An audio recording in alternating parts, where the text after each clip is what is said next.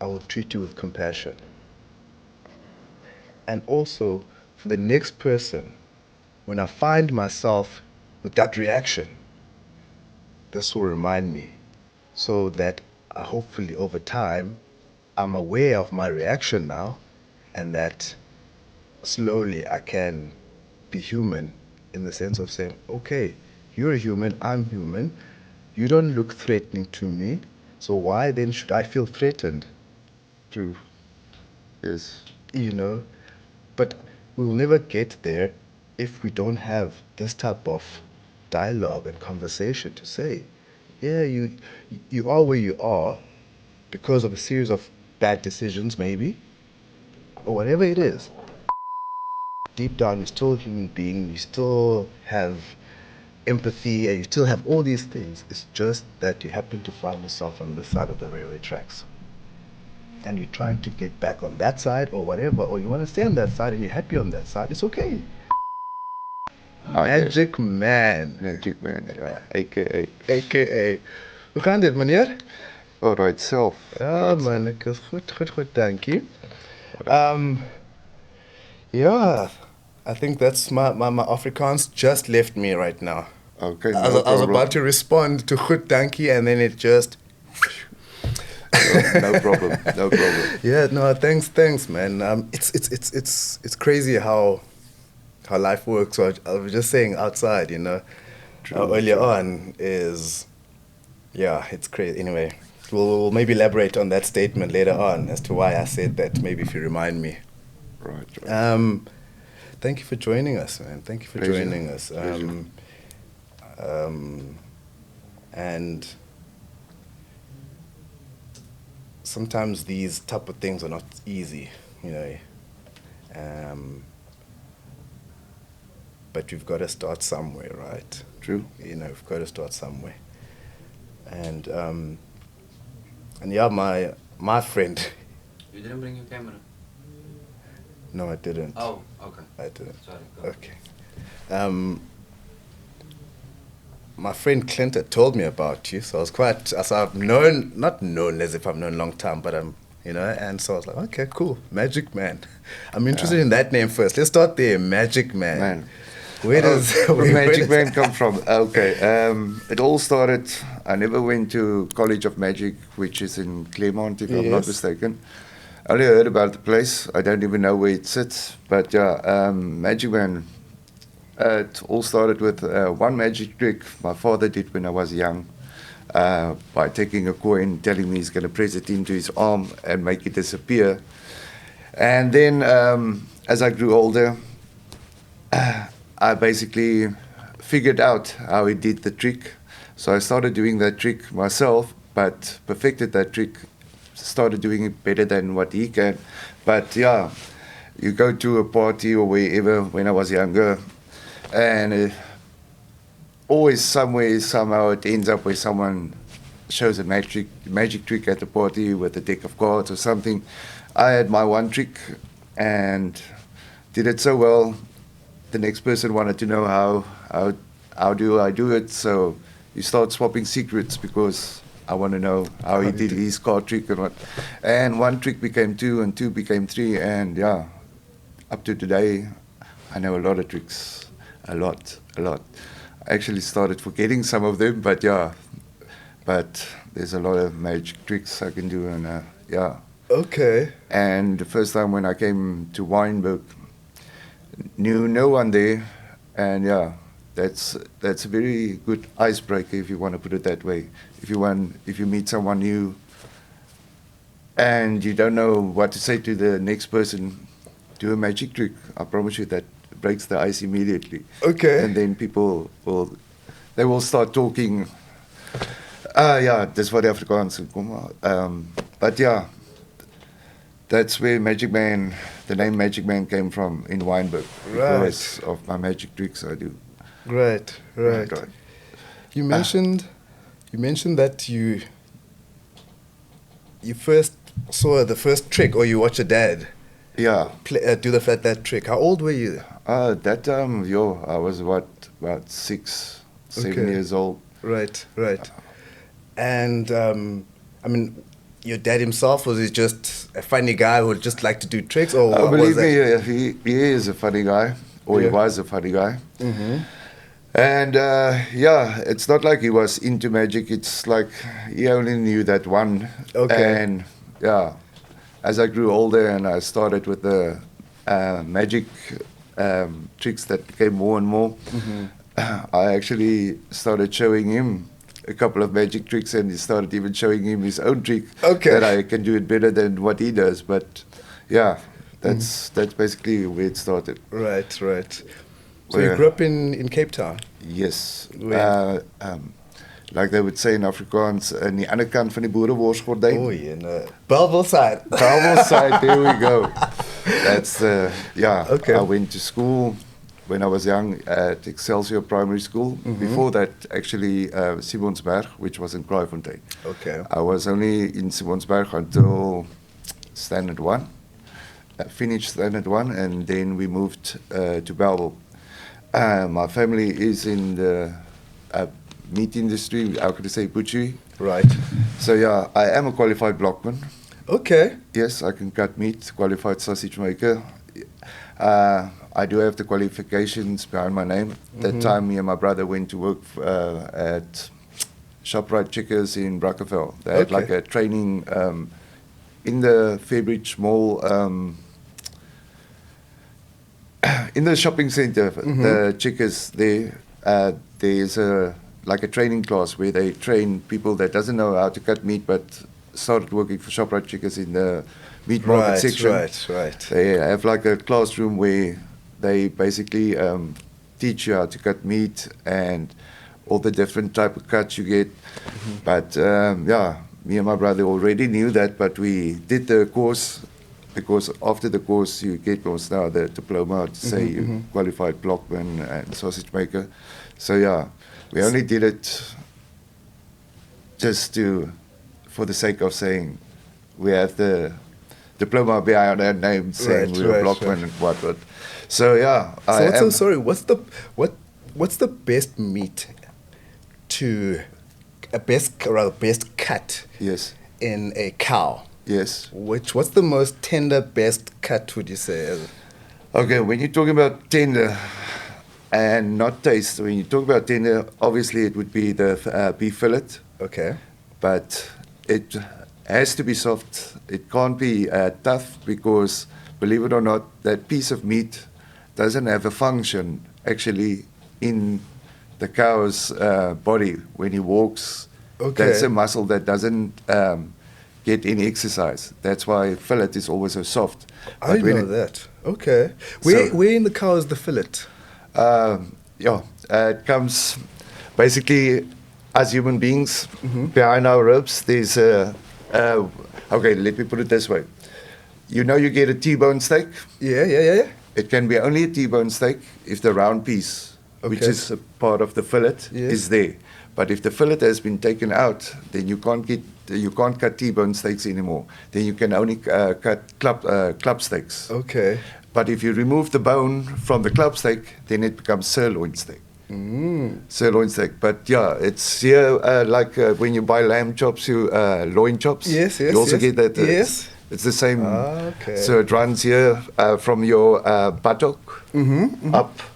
It's up your spine. That Yes, that, yes, that on the muscle inside, on the, yeah. okay, Yeah. okay. But it goes all the way down to the buttock Okay. part. Yes. So sirloin is the prime tender. If you're looking for a nice piece of meat that's got taste, I would say rump. I prefer rump over sirloin, Okay. but then it has to be a A-grade cow, meaning when they grade the meat at the abattoir, once you see that purple bluish roll like A, that's the right one. Oh, okay. So look out for purple. You said. Yes, it's a purplish blue ink I've seen they that. use Okay, on okay. the lamb, on the beef. Right. So yeah. Okay. If it's a brown ink, you see, that's the grading is then AB. AB means when it comes to lamb, it's when a lamb goes over to being adult Then you Okay, can't right. call it A lamb. A lamb. Then it's called sheep. But yeah, it's a gray area. Yeah, where it's a crossing over point. So the meat will still be soft then, but when it's got a pink ink rolled, that's your C grade. Okay. So yeah, that's then your meat tends to be a bit more tougher. Good, okay. Yeah. And tougher because it's an older animal. Yes, the muscle has worked a bit more, so that's why. Right. And how do you like your steaks done? Medium rare. Okay. Medium rare. All right. Yeah, but I would say rump has got the best meat taste. The taste, when you eat meat, you want to taste the, let me see. You want to taste the flavors? The flavor of the meat, yeah. Right. But fillet is soft, but it's got no taste to it. Okay. Like your rump would have. A rump would have. And what would you have your rump with? Oh, medium rare. Normally, either with slices of cheese over it, just like that, with already been spiced, but or with a pepper sauce or a mushroom sauce. Okay, all right. Nice one. Okay. That's the best way to eat it. Connoisseur, eh? Okay. Oh, yes. Nice one. So you're growing up with your brother and stuff? We 3 children. My sister, she's 4 years older than me. Then there's my brother, who's the eldest. He's 6 years older than me. Yeah, like I said, I went to Excelsior Primary School. Every Friday morning when my dad dropped me at school, and Excelsior was in Bellville, close to Stickland. Okay, right. Bellville is very big, and it's got a lot of areas, but yeah, my primary school was around the corner from the butchery my father had in Voortrekker Road, Stickland, Stickland Slaghuis. Every morning when he dropped me on a Friday, he tells me, remember, we've got a lot of work to do, so make sure once you come out of school that you come to the butchery so you can help. So there was no Friday afternoons like my friends. They went to, how can you say, the one sports club where they had a swimming pool. Okay, right. Friday afternoons, I couldn't go with them and go and enjoy my Friday afternoon like all the other children did. I had to go to the butchery to go and work. And yeah, then we finished. What year is this? 19 what I'm talking about now was about from 1992, which I started at primary school Excelsior. Okay. 1992, and yeah, finished standard 5 there at 1995. Okay. And then from there onwards, I went to Bellville High School, where I matriculated the year 2000. Right. But yeah, I was forced to work in the butchery since I was young. Even did deliveries when I was 16 years old. Didn't even have a license yet. Then my father sent me with a delivery bakkie.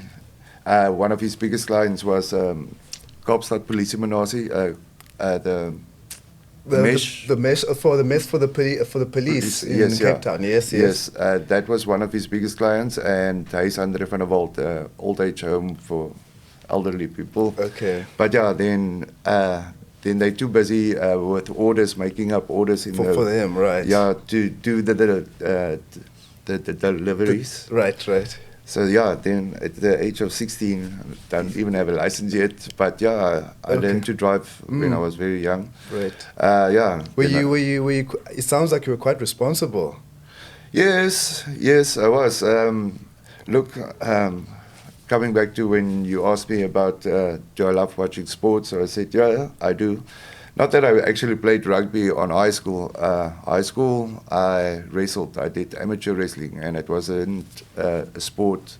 And Afrikaans, we would say a binnemuur sport. It wasn't a sport that was at school. You had to go take it out extramural outside. Yes. Right. Yes. I did that for 11 years of my life. 11 years in a row, Western Province champion. The year 1999 and 2000 went to Springbok trials. You have to come first to earn your Springbok colours and then be able to go to World Championships. But yeah, 1999, wrestled plenty of guys in my division I had to beat to get up there to wrestle for first and second place.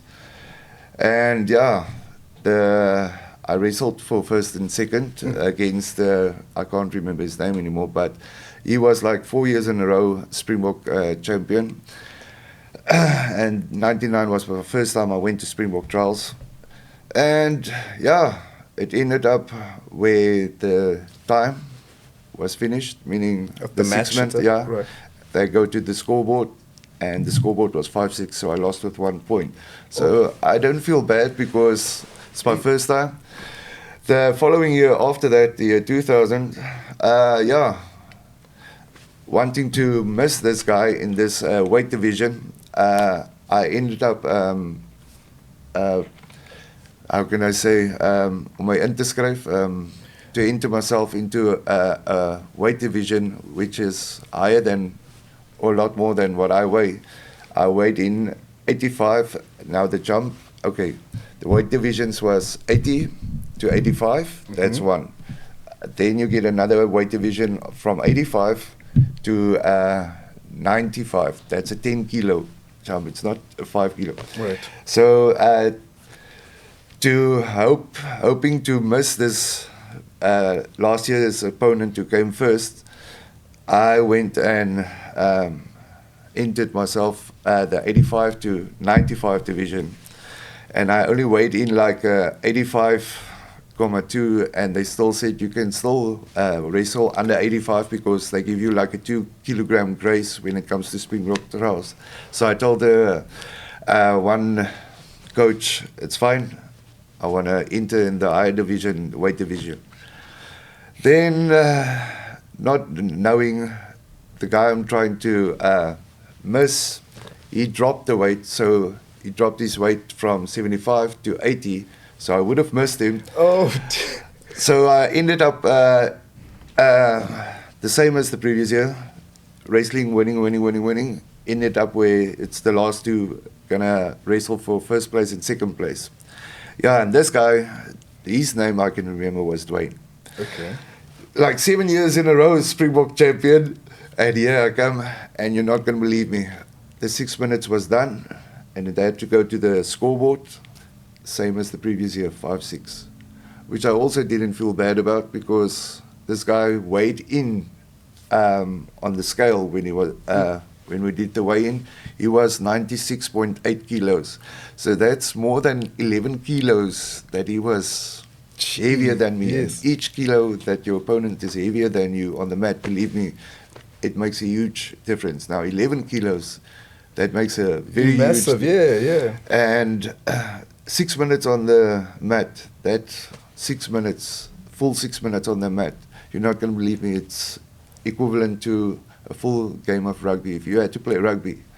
Right. The intensity and Yes, just the... how tired you are after a full game of rugby.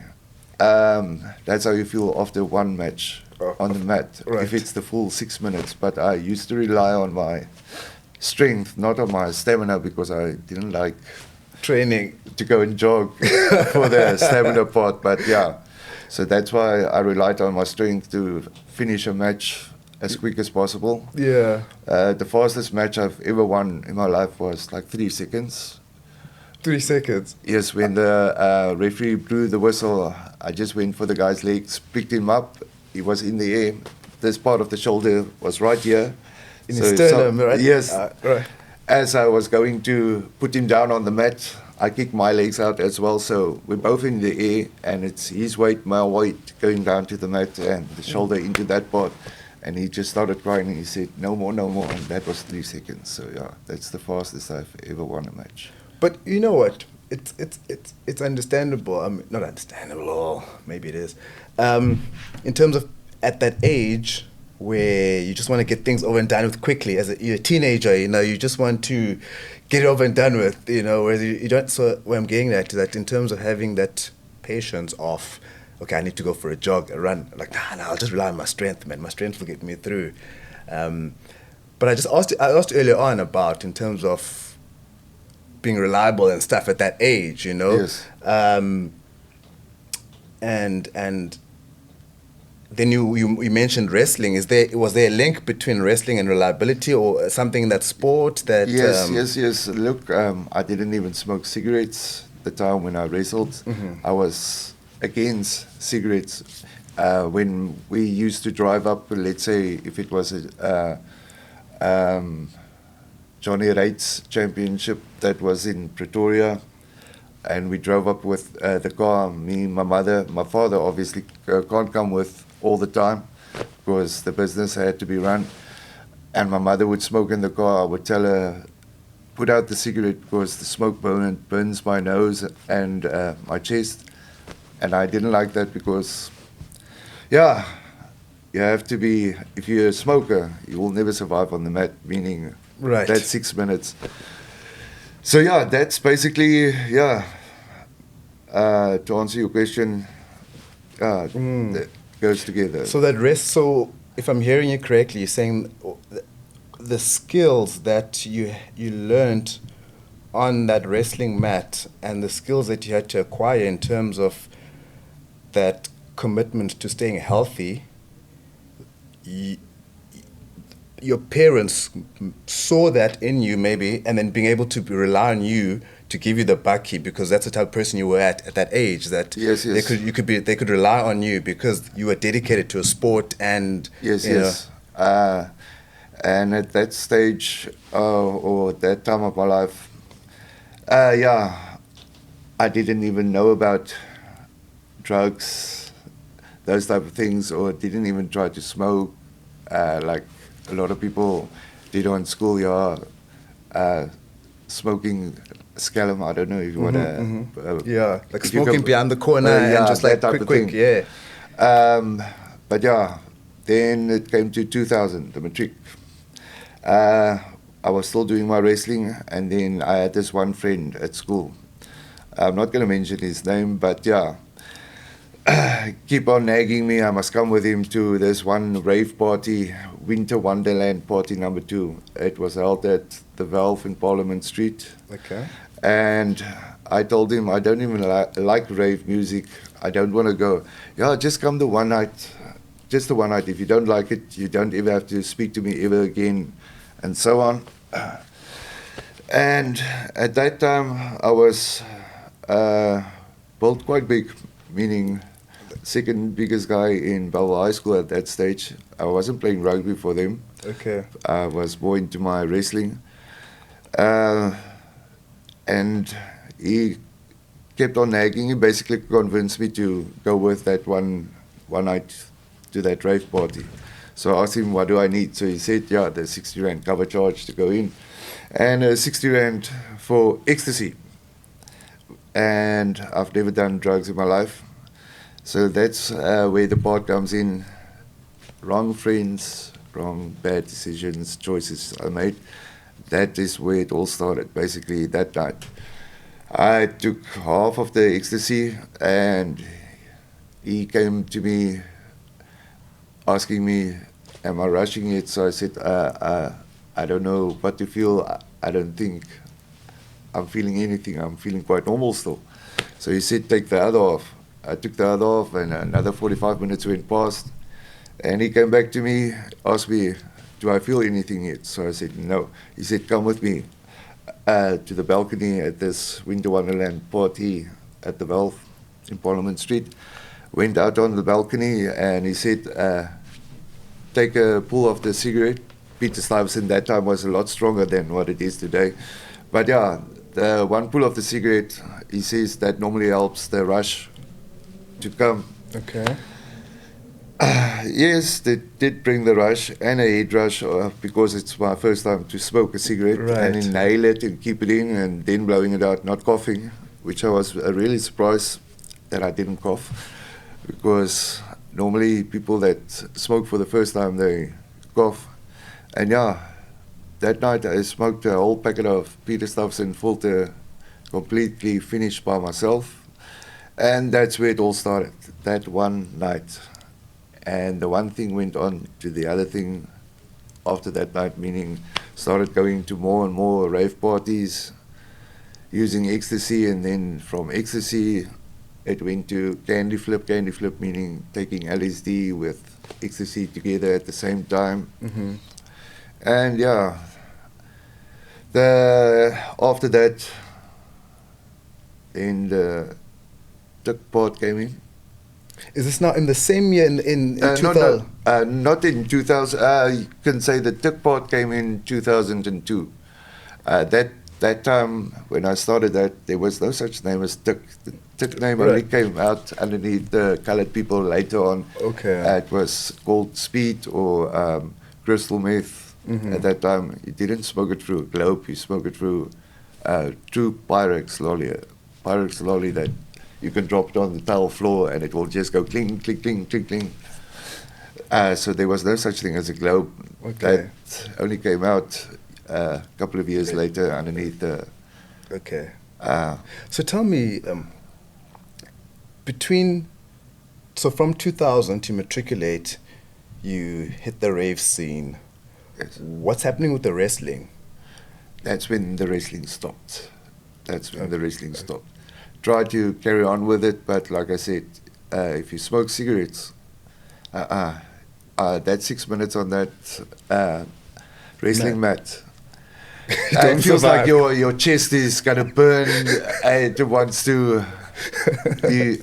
You're looking for air to breathe, but you can't get it, and it's burning so much on your chest. It's like you will never survive on a mat. Was there a specific moment, do you remember, where you actually, either where you were on your back staring at the ceiling, or a time where you said, okay, I'm done with this. I'm like, enough, with the wrestling part. The wrestling part, where yes. You were like, your chest was that specific training session or a match where you were either getting beaten or your chest was at such a moment where you were like, what am I doing here? I am... No, not in a competition or in a tournament. When we were at a wrestling club where we basically practice waar ons oefeningen doen. Right.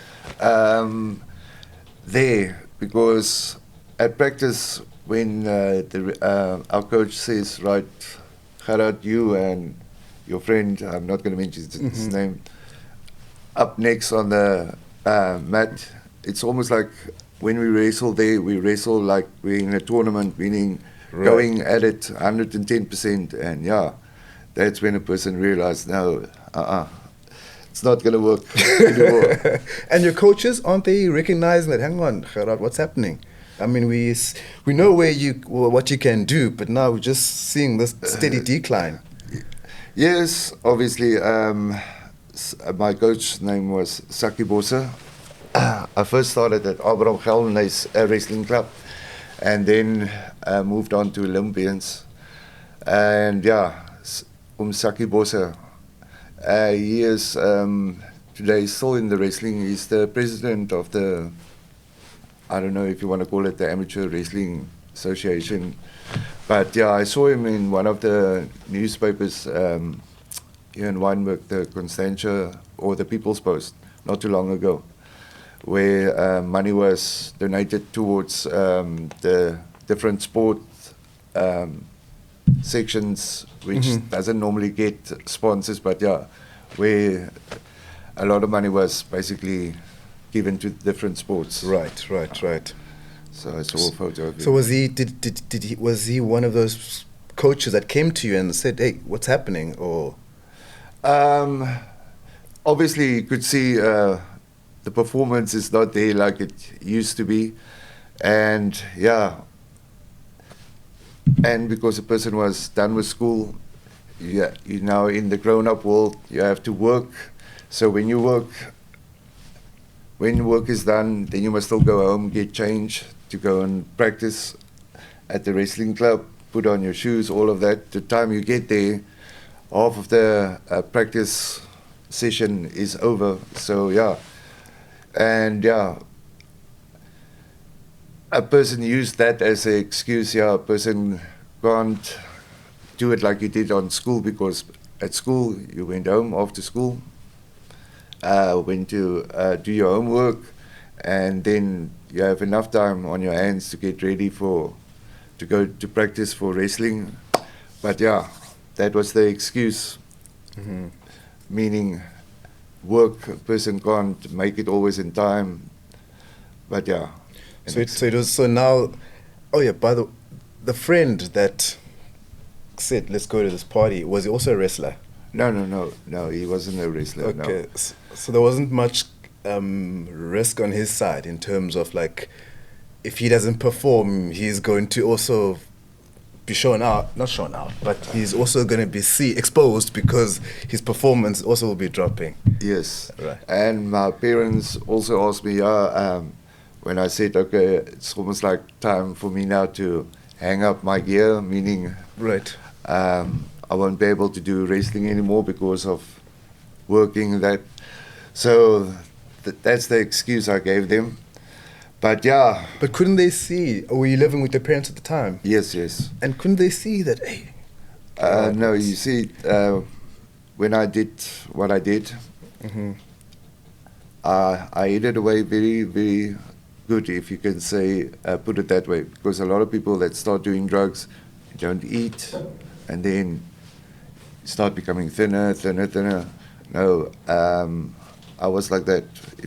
When I did my stuff, I still made sure I eat properly, so they won't notice. Right. So I tried to hide it from them very, very good, which I got away with it many years.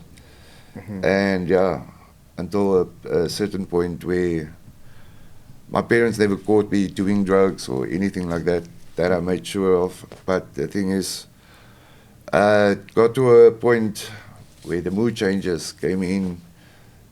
But that's a couple of years already down the line. But financially, how are you funding this thing? I mean, you work at the butchery, right? Working at the butchery, yes. And when I was done with school, believe it or not, next door neighbor we stayed in Stellenbosch in Babel. He had a security company in Mozambique, where he said he can offer me a job as a supervisor. I must just do my security grades and what. So I did it, and armed response and the whole duty, armed response, weapon training, cash in transit, and my ED and C in security. Planning on going to Mozambique, but yeah, then I met this girl who I liked since primary school. No, we basically got together. How old are you now? I'm turning 42. No. When you met the girl. When we got together. Yeah. When you met her. Basically, I was still a matric, and that's when we got together after so many years, because my dad's butchery was here. Then next door was the cafe, and then there was Midas. Okay. Auto parts. Right. Her mother was the manager race there, and yeah, I had a crush on her since I was a young boy. And if she had to come into the butchery and come and buy something like draw or something like that, then I would be behind the door. And then I wouldn't know what to say. I would go red in my face, wanting to talk to her. But yeah. But now you're this big wrestling guy. I mean, weren't girls like coming to the butchery and just but like... I'm talking about, that was when I was still young, primary school. Okay, so primary school already you were blushing then. Yes. Okay. But as the years went on, the guys that worked at Midas behind the counter, the sales consultants, the guys, the cashiers Wayne, there. Yes, Wayne and Claude. When I was in high school, that's when they said, am I really that thick? Can't I see why she comes to the butchery? Because she also likes me. So I said, don't talk nonsense. And yeah, bit older, bit more matured. So yeah, in matric, that's when we basically hooked up, me and her, end of matric. Okay. And yeah, that's when that job offer, the next door neighbor spoke to me about it.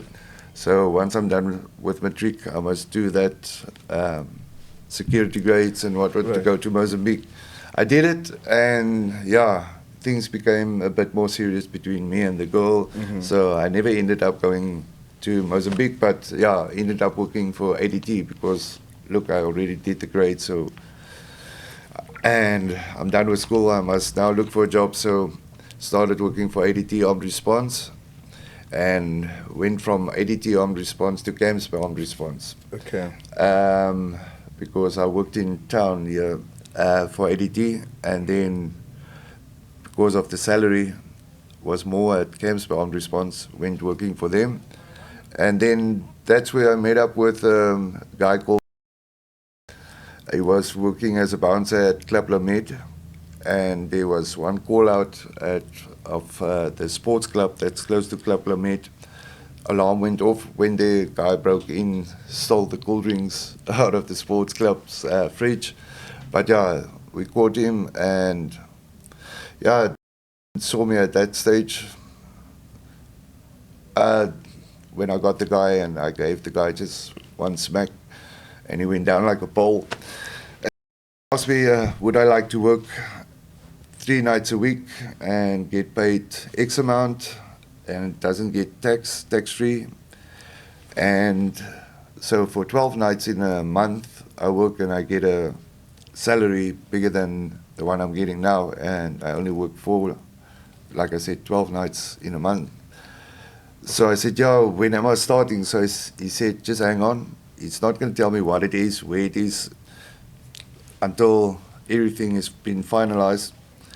So yeah, and then he gave me a call. He said, now you can tell me everything's been finalized. How do I feel? Do I want to work at Dockside as a bouncer that time? Okay. So I said, yeah, why not?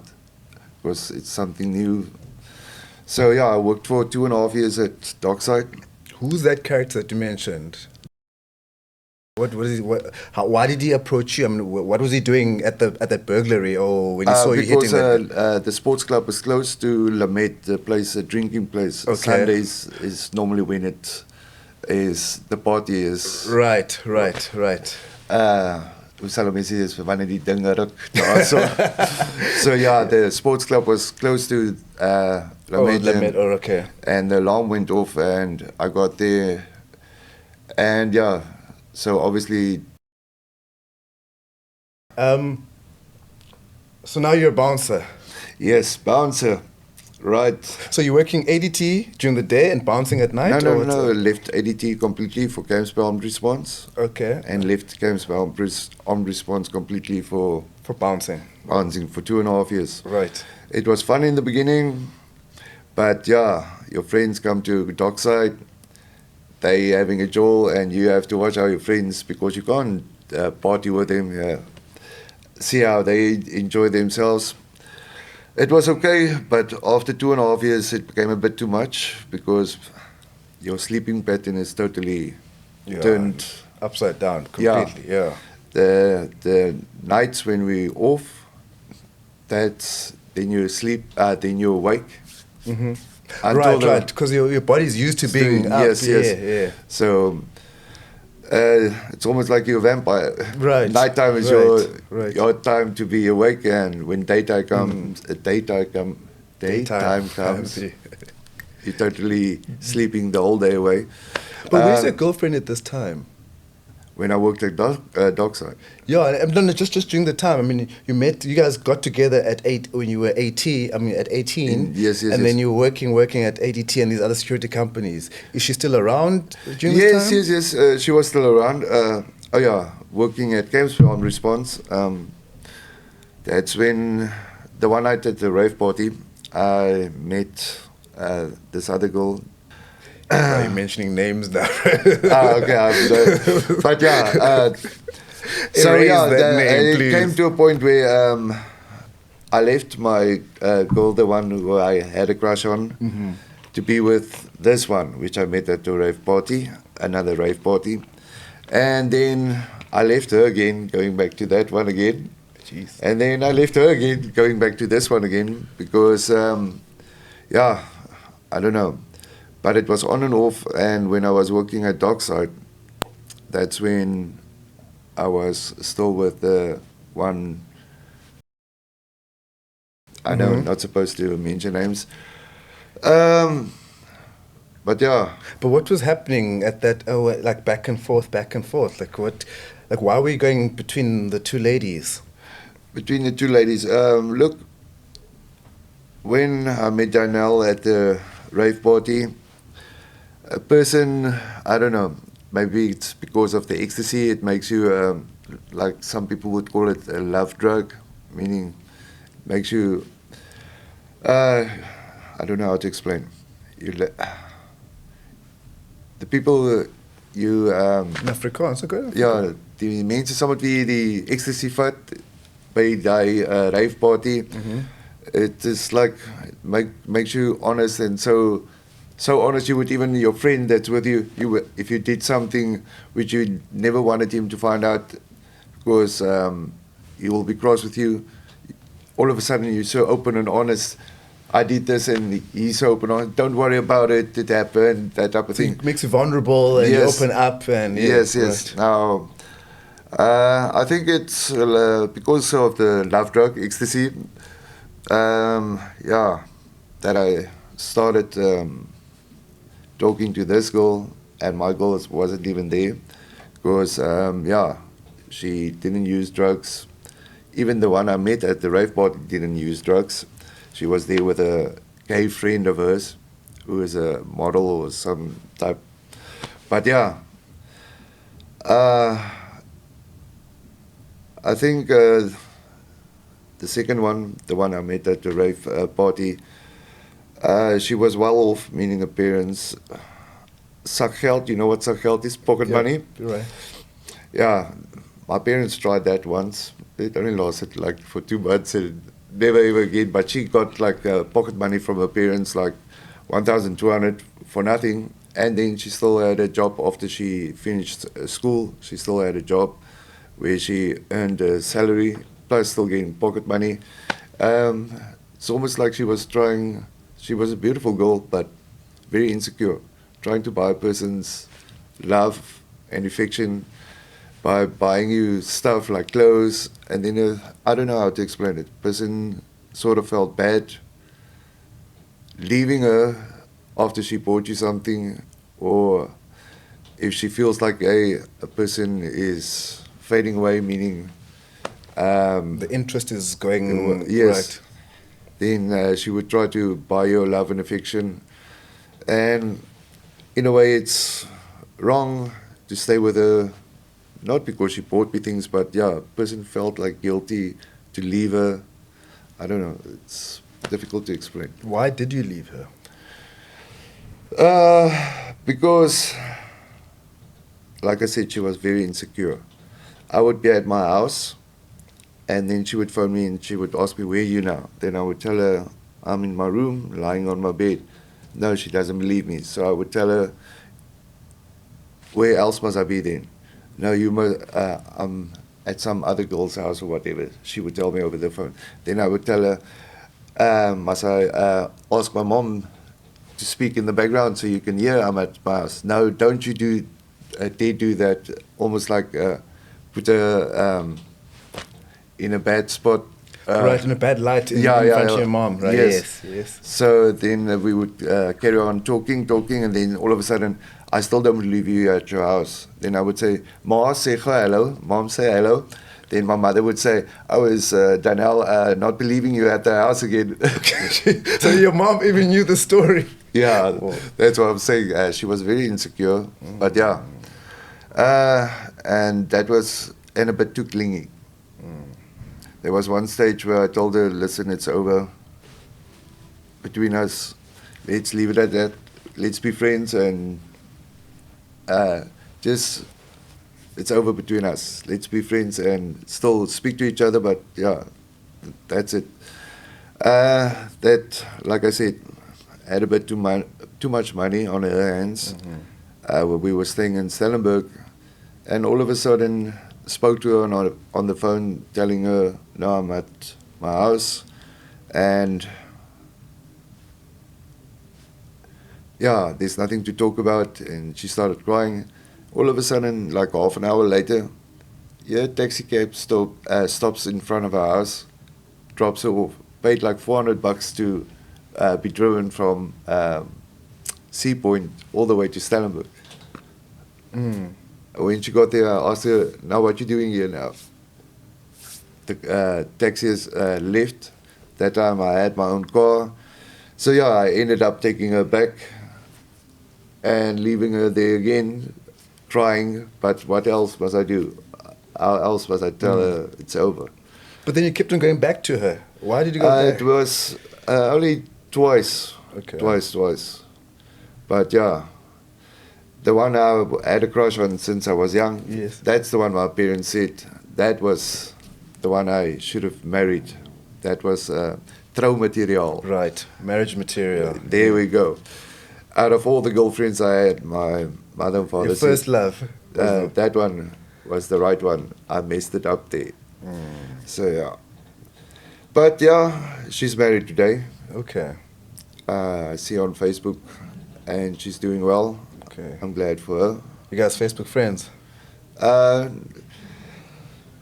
me put it this way.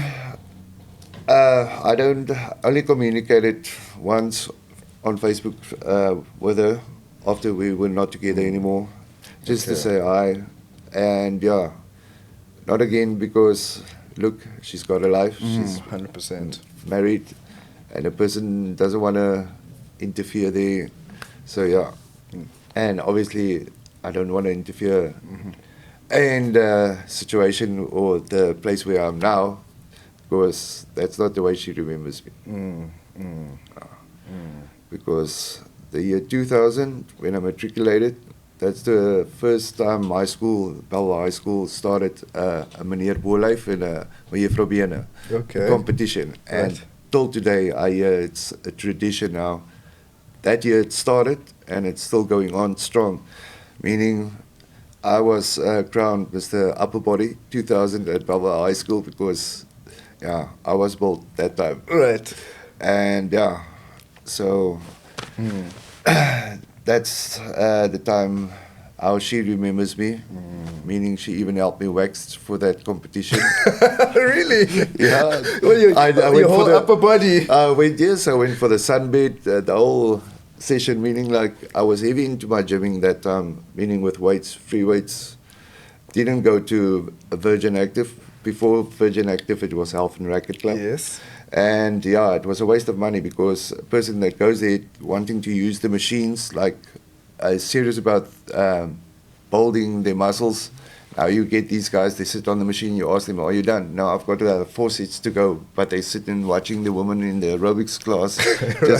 So it was a waste of money for me to go to a gym then. So I basically bought my own gymming equipment, like bench press and the free weights, that barbells and so on. So you were a jock.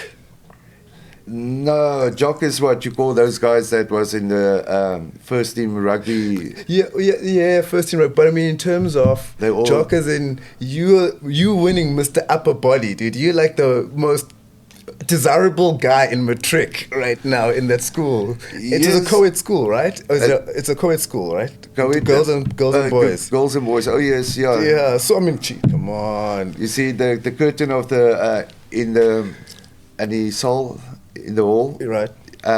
They lift when they say contestant number so on and so on. Can you please come? And then the curtains lifted only up till here. Then they don't see the face, and they judged on the way the children in the hall I was screaming and shouting. But when they called my number up, so I figured enough with this curtain pulling up. So I went through the curtain and I did the whole bodybuilding thing. And yeah, it sounded like the roof wanted to lift the way they screamed. Oh, wow. So, Okay. Bit of a showman, eh? Already at Yeah. school. Nice. Okay, cool. So you're now bouncing at this club in town. Ratanga, yeah. Oh, okay. Where was That that? In Rotanga? They were at Ratanga Junction. Okay. That's where Dockside was. Okay. One of the biggest nightclubs I've ever seen. It had a basement floor where the jazz cafe was. Then it had the first floor where the main arena was. The main arena was second floor, third floor, and then fourth floor was the VIP lounge. So it had different types of music sections, but the main arena was the first floor, second, third floor. And where was your spot? All over.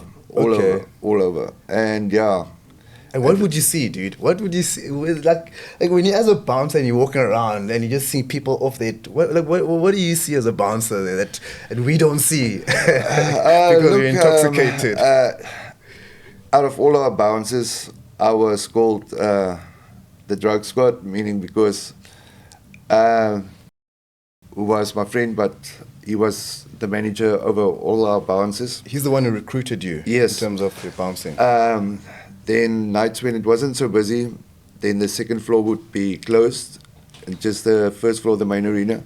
Then we would be standing on the second floor, and then I would look at that the couple over there, the one with the blonde hair and the guy next to her. I promise you, within 5 minutes, they're going to leave this dance floor. He says, "How do you know that?" I tell him, "Now, look carefully. Who keeps on rubbing their nose on a dance floor like that?" Right. I tell him, "I promise you, within 5 minutes, they're going to leave the dance floor and they're going to go to the toilets to go and do a line of coke because I can sort of see their coke users." And my words wasn't even called. Then those two leave the dance floor, and that was one of our jobs, to basically put people out doing drugs inside the club, because that's the second time the dockside opened. The first time it was open, when it closed, there were stories going around it closed because a girl OD'd in the club, which was not true. That's not what happened. That girl that OD'd wasn't even close to dockside, but yeah, she told the parents she's going to dockside, but she never ended up going there. Okay. So yeah, that's the rumor that was going around. So they didn't want another incident like that. So that was one of our jobs. Okay. To So how do you, what are those things to, even, parents out there who've got teenagers and kids, who might suspect that their child is doing something, what would you say in terms of, just from an advice perspective, would you say what signs to look out for a parent, For a parent, mood changes, where children never basically spoke with, hoe sal 'n mens, geen respect, disrespect their parents, mood changes, eating patterns, meaning they're not eating like they used to eat, where the parents would make food and tell them, "Your food's ready," and they would say, "They're not hungry now, put it in the microwave," or something like that. And yeah, sleeping patterns, meaning they're not sleeping like they used to sleep. Yeah, look, a parent, if they suspect their children is on drugs, don't be in denial. They mustn't be in denial and say, "No, my children will never do drugs," that type of thing. Believe me, I never even touched cigarettes until end of matric. And yeah, friends. Yeah.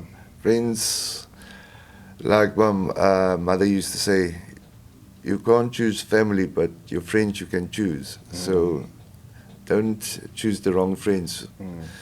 And if a person only had to listen that time, because your parents would never put you on the wrong path, they will lead you on the right way.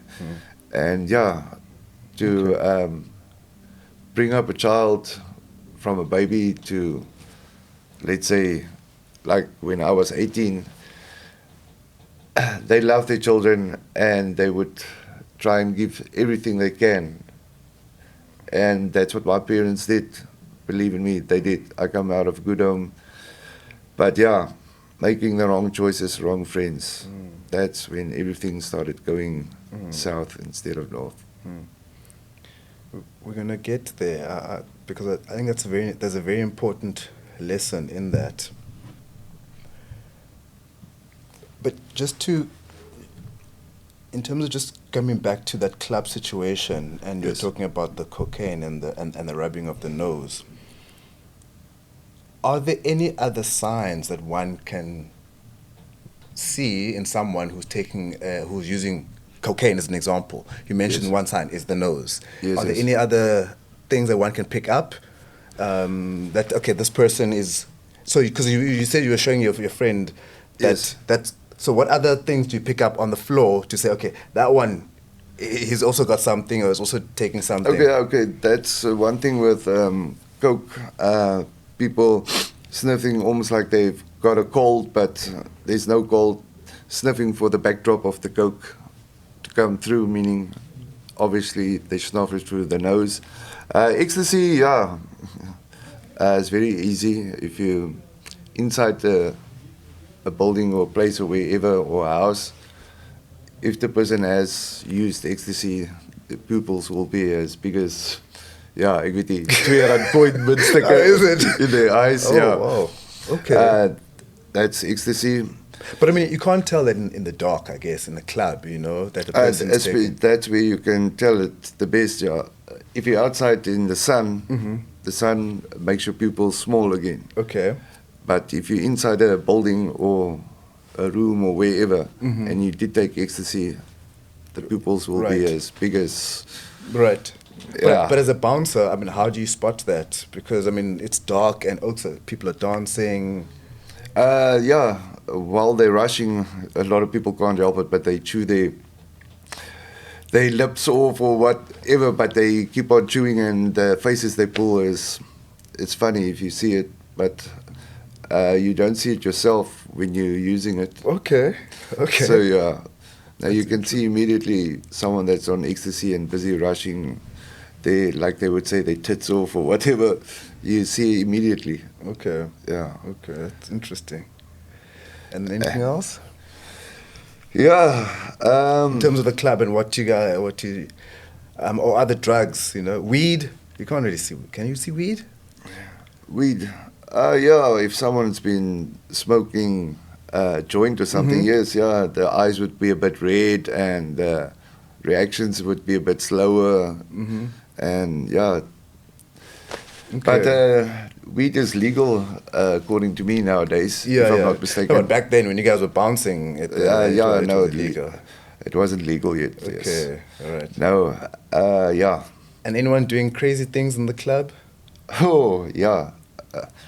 I got a lot of couples where we had to open their cubicle because they're inside the cubicle and there's people waiting to use the toilet, and there's only supposed to be one person in a cubicle. And then you see there's two and the door gets opened from the outside, busy having sex or going at each other like they do on the Discovery Channel. So Yes. yeah, a lot of things. Yeah, at Dockside where we got to there's phases where for unknown reason that gangsters loved to come to Dockside. Okay, I believe it was mostly making money inside the club, selling the ecstasy, yeah, and that we couldn't allow, and then gangsters threatening to have us bouncers taken out, that type of thing. And he didn't take a threat up very lightly. Where someone was threatening him, believe me, it wasn't threatening. The one time we actually, Ithaca, we had to go to hospital where he was in hospital bed for 3 weeks, badly assaulted, and then the gangster wanted to lay a charge against the bouncers, but yeah, ended up withdrawing the charges and yeah, almost like becoming the bouncers' friends, because yeah, he knew his threats wasn't going to work there. So yeah, Right. but yeah, And at that time, yes. because sounds like maybe, but at that time, where are now those friends? That friend, maybe more friends that you caught on with, but what's happening on that side of your life during that time? You bouncing and at night, is it just working at night and sleeping during the day, or are friends coming by and it's just life busy for you? What's happening? Friends coming by and obviously working a job like that. The first night I worked at Dockside, I couldn't keep my eyes open because I wasn't used to working just nights, that type of thing. And then a person had to switch to something to keep you a bit awake. That's the part where, look, I was mostly on the ecstasy scene, but this friend of mine, when we had time to basically enjoy ourselves, us bouncers, meaning if we were done working and it wasn't that late and we can still go to another club, we went. And yeah, I used to get hold of the ecstasy if we decided to take ecstasy, meaning it wasn't just me, the other bouncers as well. If we went to another club afterwards, I'm the one that usually organized the ecstasy. So there's one dealer of mine, it's not his real name, but I used to call him John. Believe it or not, today he's a detective in the police force. From a dealer to a detective in the police force, I know. But yeah. Let's leave it at that. Yeah. He's the one that basically introduced me to crystal meth, that dealer. And yeah, crystal meth at that time was the pure stuff, not the stuff you get on the street nowadays. This is a lot of bull, if you want to put it that way. Because a small little straw like that, which you paid 80 Rand for, if you smoke that, I promise you there's no way you'll ever go to sleep.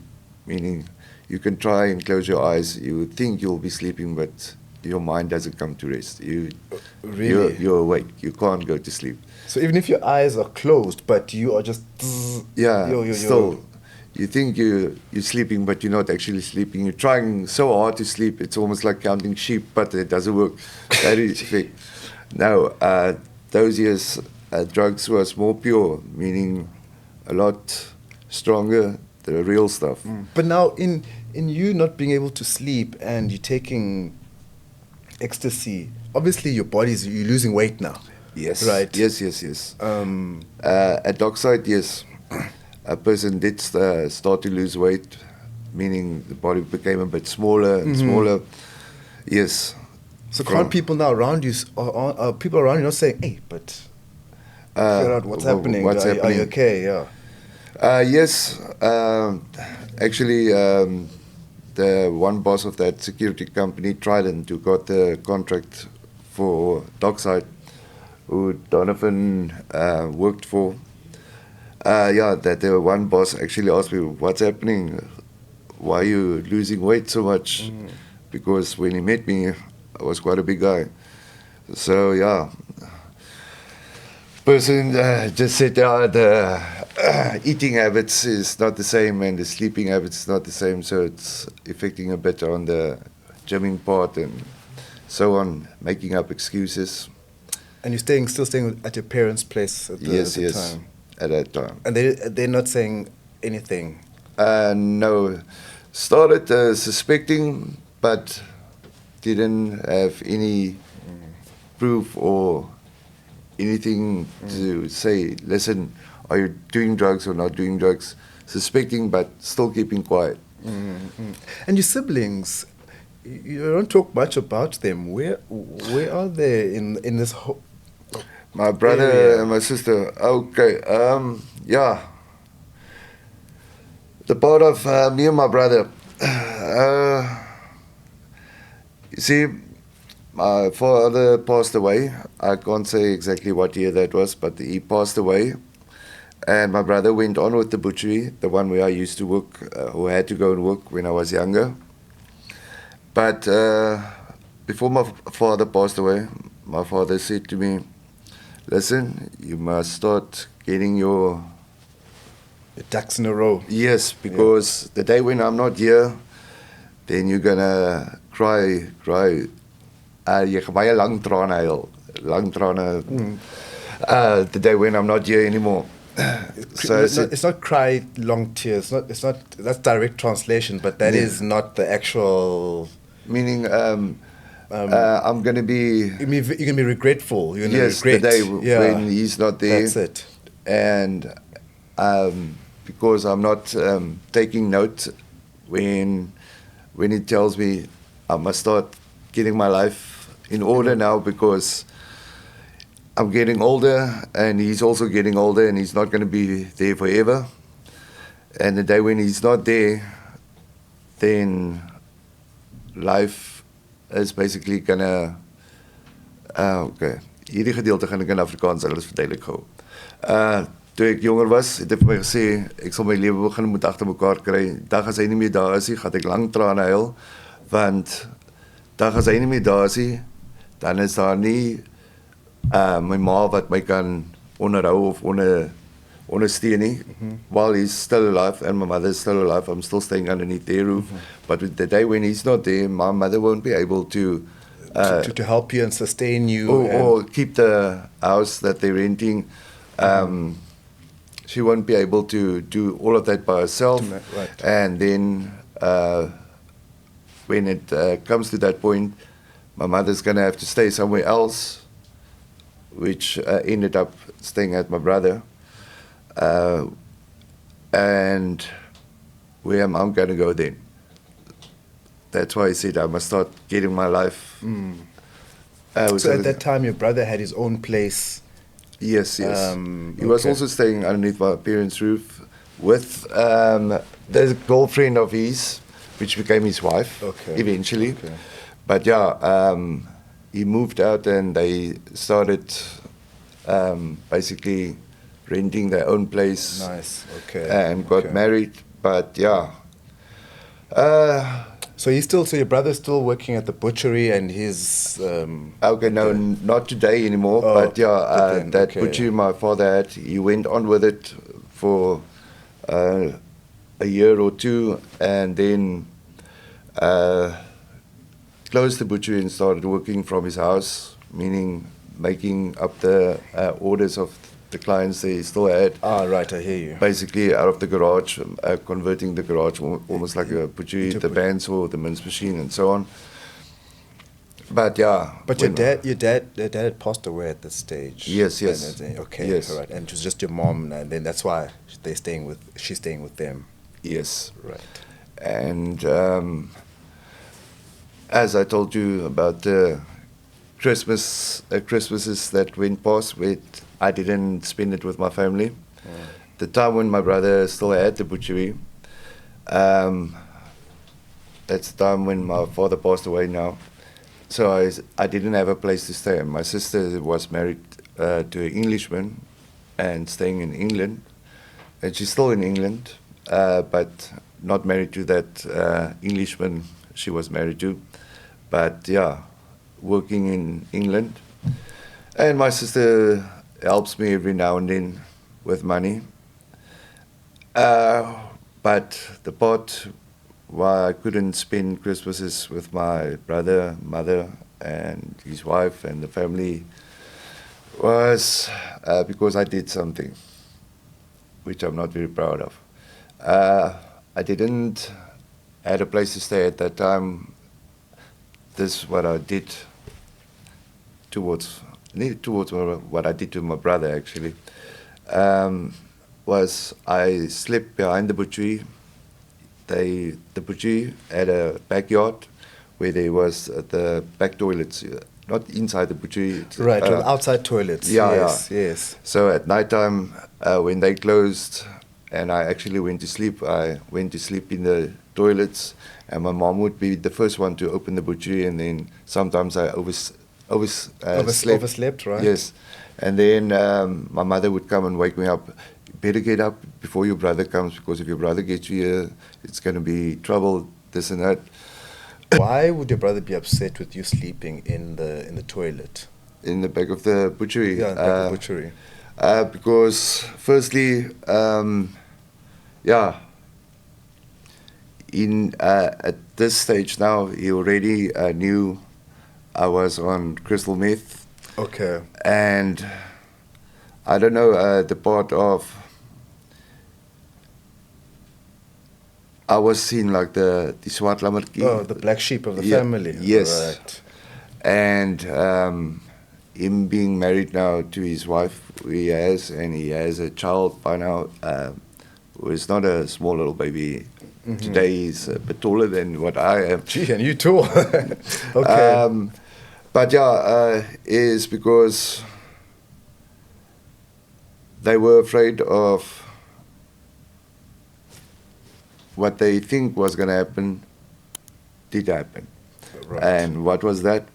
Yeah, that time when the butchery is already closed, the back door was locked from the inside with a solid stainless steel bar from the inside, which was, you push it into the wall and then slip it over this latch thing so nobody can enter from outside. And that stainless steel bar is very heavy, and then there's like a SIF mesh wooden door that gets also locked. So yeah, I went into the butchery by night time from the back, and then there was a slider on the back door as well, which at that time, then after lifting that bar through the hole in the door off the latch and bumping it off so it falls, then the slider, I used to push it, break the door basically open, that slider totally out of the wood, go into the butchery and take biltong drawers and sell it to support Right. my habit. But then the broken latch, I would fix it up, close the door and make that latch with a piece of fishing line. I would close the door up and put that stainless steel bar back as I go out. You can't even see anybody entered the butchery. So I did that a couple of times, and even took the tablet he has just ordered. It was a Vodacom tablet, but a Samsung one, which they delivered at the butchery, which he forgot underneath the counter. I even took that tablet, which was like a day old, and sold it. Now, whilst you're doing these things, Yes, are you on crystal meth? yes, Okay. at that time, yes. And are you actually aware of what you're doing? I mean, are you consciously aware to say, okay, I'm going to break in there and I'm going to do this. I'm going to take that. I come back. Meaning, do I at that time know the difference between right and wrong? Yeah. Yes, and knowing what I'm doing is wrong. And if they had to find out how much I would hurt them, especially my mom, because up till today, my mom is still alive, and I hope to God he gives us a couple of years more, because, yeah, that's all my mom just wanted the day before she rests her eyes or dies, is for me to come right and basically where she doesn't have to worry, is a child going to be sleeping cold tonight? Is he going to be hungry? That type of thing. So yeah, that's the main thing she's worried about, is for me to be okay the day when she closes her eyes. And does that play a lot on your mind? Oh, believe me, it does. It does. It does. To be quite honest with you, sometimes when she sends me money, then she will, like a money send, Like a voucher? where you have to go to, let's say, Spa or wherever, or the ATM where you punch it. Yes. Then she tells me, please don't go and spend it on the wrong things, buy yourself food, that type of thing. And believe me, because it's her money, I don't take her money for granted, meaning, in Afrikaans sal ons sê, ek vat nie haar geld vir 'n gat in die wyse van om dit op drugs te gaan spandeer nie, want sy stuur dit met 'n goeie hart. Yes. So ek probeer, wanneer dit haar geld is, te gebruik waarvoor sy my gevra het om te gebruik, op kos en so aan. But the one time I went to the slots machines, and I was two-minded. Right, yes. Yes, Yeah. of am I going to put the money in or not, because this is the money my mother sent, and she asked me so nicely, but the one friend asked me I must come with him, like almost like he's going to give me a couple of rand to play on the machine, and I'm watching and he's busy losing, and I don't want to say anything, and I'm watching. So the one machine went open, so I decided no point in asking him because it's not going well on his side. He's Right, already yeah. lost like 400 rand. So I ended up putting first 40 rand in. I only had 140 rand left of what my mother sent me. Put 40 rand in, 40 rand lost, put 100 rand in. I'm thinking now, if this machine can only bring my money back up to 140, then I'll cash out. Then I still got my mother's money because she wouldn't like if she knew I lost the money she sent me on the machine. And as it came down to 60 bucks and it went down to 40 bucks, the machine kicked in and I cashed out 2,100.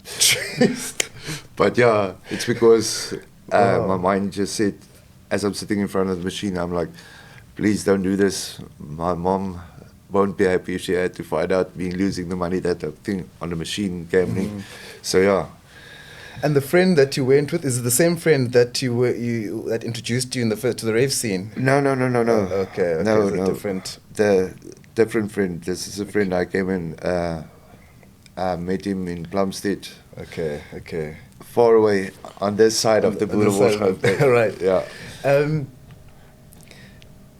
What happened to that friend?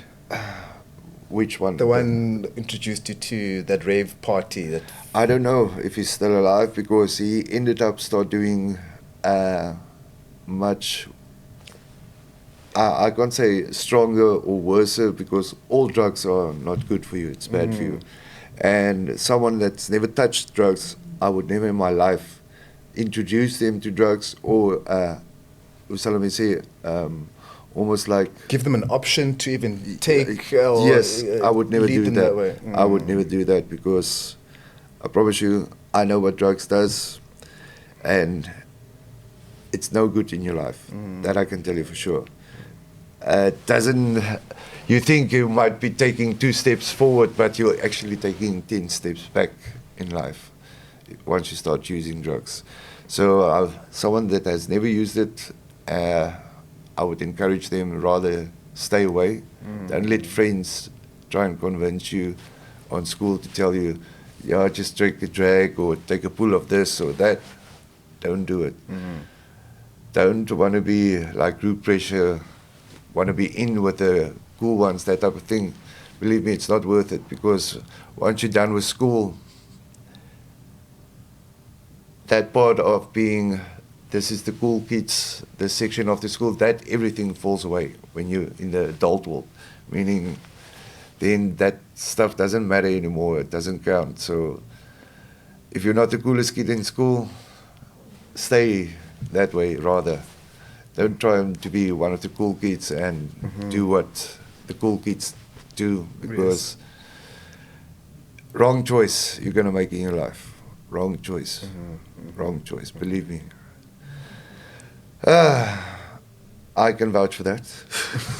But long story short is, yes, yeah, Francois started doing heroin at that stage. Who's French right now? Oh shit.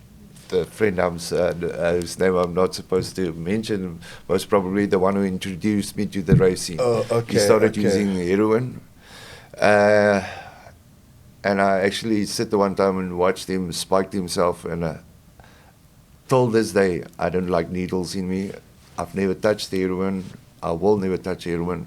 Because after seeing, like you see on the movies, people with the strap around the arm and the needle in and the stuff being cooked on the spoon. Was that the picture that was in front of you? What I was seeing him doing, and after he injected it himself, he started vomiting. He told me, "Don't worry, I'll be all right now. It's just like this in the first time, this and that." So, yeah, after I saw that, that's where I decided not to run away from him, but yeah, to start seeing less of him because first it was ecstasy and now all of a sudden this. Right. So I said to myself, I said to myself, heroin is a filthy drug. I even said that about man drugs as well. And then until I smoked my first cream out of a bomb type of thing, button. Yeah, then I started using buttons as well. And yeah, Was this now during your bouncing days? Still bouncing or? bouncing days was, like I said, I lose Crystal. track of what year, what time. No, no, sure. The thing is, when I was doing bouncing, it was mostly ecstasy, cocaine, and crystal meth. And then after the bouncing scene, then it moved on to mandrax, basically. Ecstasy faded away. Okay. Did do cocaine, but that also faded away. And then I got to a phase where I started using rocks. That's when things started going down very badly, meaning started losing, selling my stuff to smoke rocks, because after you've taken the one hit of the rock, you're chasing after that feeling the whole time. But now you're staying. Okay, so now you've left home. Yes. Now you had a fallout with your brother. Oh yeah, broke into the butchery at the back. Yeah. Yes, yes. And the one time after, like I said, I did it a couple of times, got away with it. But the one time I tried to go into the butchery from the back, and it was still light, it wasn't dark. So the block of flats, people saw me, and they phoned the cops. I'm still busy in the butchery. All of a sudden, I see cops with big guns going past in front, but they didn't see me. So I knew someone must have seen me. So I locked the back door with that steel bar. Mm-hmm. They tried to break it down. They couldn't break it down. And while I'm busy inside, sending my mom, please call me. And she phones back. She says, what's wrong? I say, yeah, the police are here wanting to break the door down. They think I broke into the butchery. Lying, obviously, now. Yeah, got there. My brother immediately knew I was talking nonsense, because this is what he was afraid of, me sleeping at the back of the butchery, that something like this is going to happen, and it did. Yeah, and he laid a charge against me, but they didn't lock me immediately up there, because I knew I was going to be locked up. So I tried to get all my stuff, which was at the back of the butchery, and go. And I ended up as far as Parksig, which I call a little Nigerian town. Where? Parksig. Patsig. Park. Sig. Where's that? In Fort Ricker Road, in Bellville. Okay. It's almost like here in Wynberg, where you would get Grand Central. Oh, right, those flats? Yeah. Yeah. Now, those flats, the people staying inside those flats, you can say 95% of them, all of them is Nigerians. Okay. That's Grand Central 1 and Grand Central 2. And Grand Central 1, the first Grand Central building, there's over 600 apartments in that little building. Jeez. On each floor, there's 100 apartments, so there's 6 floors. So Parksig is like a little Nigerian town. Yeah. It's a complex, but if you take all those flats and stack them on top of each other, you get your Grand Central. You get your Grand Central. Okay. And it was this one dealer I had at Parksig, where I normally got my stuff from, and I was on my way there. And before I could get into Parksig, yeah, the cops already got me. And yeah, I was locked up. And then from Bellville Police Station, eventually went to court, and they said there's a bail of 1,000. So I asked if the bail can't be reduced. They said 500. And my mother, although she could bail me, she couldn't bail me because my brother would never talk to her again, and she must find herself another place to stay. That's how it basically went. But when my father was still alive, we loved to go to the casino, me, my mother, brother, and so on. Loved playing on the blackjack table. And that's where we met Dr. Van Rooyen, who became a family friend, who passed away not too long ago, about 8 months ago. But we met him the one time at the casino, the second time started talking, like became friends. And yeah, Dr. Van Rooyen is one who knew my situation with my family when my father passed away as well, with my brother not wanting me to go there for Christmas, that type of thing. So Dr. Van Rooyen basically gave me a place to stay. And yeah, as a family friend, he was married but divorced. But yeah, he basically gave me a place to stay, food to eat, that type of thing, for all the years when I couldn't went for Christmas to my parents, meaning my brother, my mother, my sister when she came down from England. So yeah, that was like 8 Christmases which I missed. But Christmas that passed now, it's the first one after 8 years, because all the years I tried to apologize, but like they say, spijt komt te laat, regret comes too. When you must have heard the saying, spijt komt te laat. Regret comes too late? Or? Yeah, that's basically, yeah. Okay.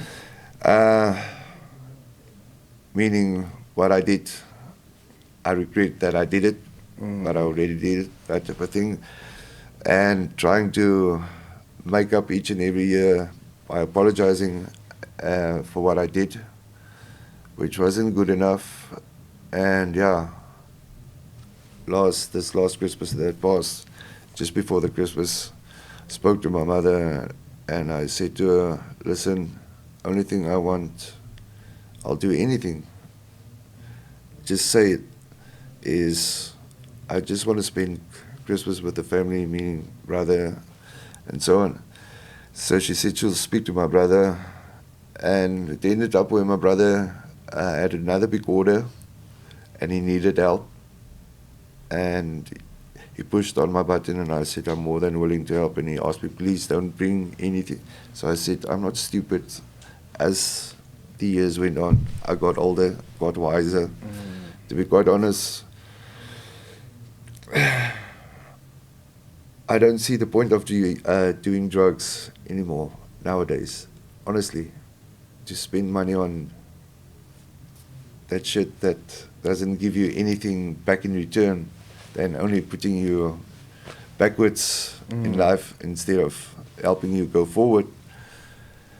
To be quite honest, I went and helped him, and I was there Christmas time, I was there for New Year's, day after New Year as well, and for 5 days, 6 days, I didn't worry about any of that stuff, because I'm in a house, there's food, with the people you love, your family, and I know my brother loves me because we had a chat where it was just me and him. He took me out for a beer, and we had a chat, and to be honest with you, there's nothing better than that in the world, spending with your family who loves you. And I know my brother loves me.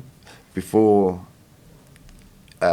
when I still used to wrestle, didn't even touch drugs or knew about drugs, he used to come to my tournaments or the fights. Yes, yes. The one was held at our high school in the gymnasium.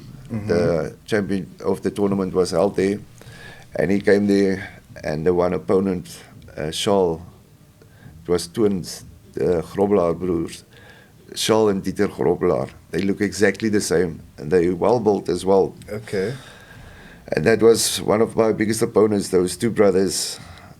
And I was almost pinned down on the mat, and my brother shouts to me, kom uit daar so, fucking kom uit daar so. Sorry for my language, but that's what he said exactly. Please. Kom uit daar so. En ek wys vir my kan nie. Hy sê, fuck, kom uit daar.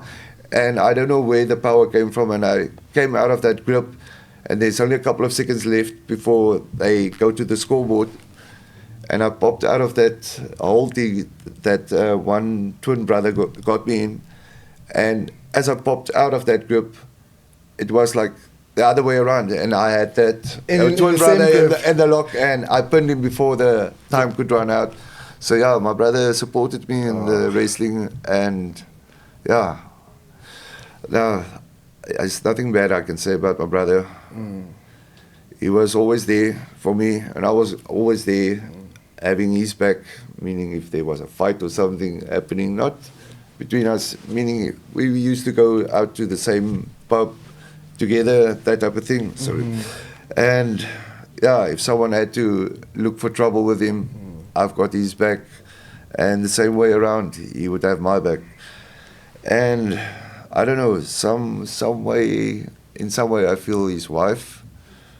I don't know. There was sometimes if she phoned him and we're together, and she heard my brother is spending time with me, then it's like a problem. I don't know if I'm imagining it wrong or what, but yeah, it's almost like she had something against me. But very nice. I don't know if she's two-faced, sorry to say it like that, but yeah, when I'm there that Christmas, being polite and nice, if it's only she's doing it because maybe she was asked not to be miserable, that type of thing, but yeah. But I think it's a lovely opportunity that you and your brother have opened up, because in terms of at least starting some communication. Yes. You know, what would you say to the importance of doing that? You know, with someone that you have, like, literally done whatever you've done to them, because I think that a lot of people hold a lot of resent and anger, and we become not only arrogant, but we sort of sit on these high pedestals and not want to be the one to say, you know what, actually, it was either my fault, you know, and I apologize and be the first one to take the step forward, you know. And it sounds like you were doing that, trying to every single year, trying to go Yes. come to the Christmases, you know. And Yes. and what kept you every single year, you know, reaching out, I mean, and hoping that this Christmas, they'll say yes. And Look- mind you, sorry, just to put it in context, mind you, you are now living on the streets, right? Yes. These 8 years that you are contacting your parents, am I correct to say Yeah. that? Yes.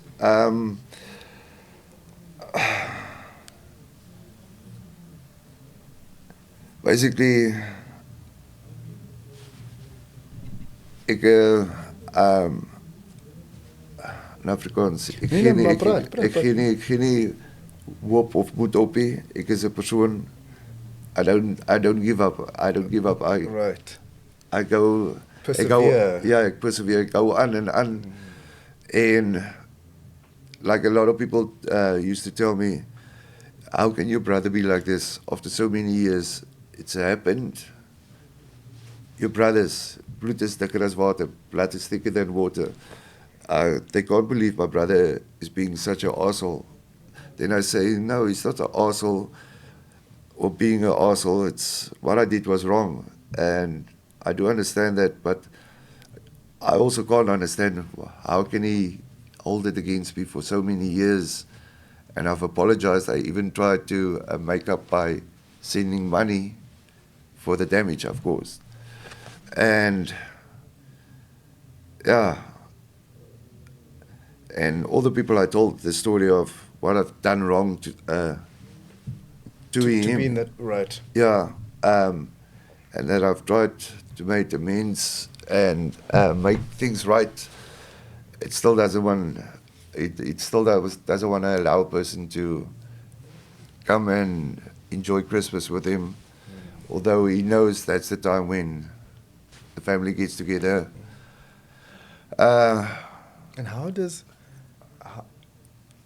knowing how the family got together and had Christmas, and it was family and joy and lots of food and stuff like that, and you trying to reach out, and you out living in the street, and you know that your family is having a good time, and you know, it eats me up. and you are, it's Christmas Day and you don't have anything to eat. Or I don't know what's No. happening in your life on that day. Okay, that day my mom would have sent me money Okay. and tell me, please, buy yourself food and enjoy Christmas, then I tell her how much I enjoy Christmas because I'm not enjoying it with them, not seeing them, and she's not going to be around forever. I tell her straight, I know she's getting older.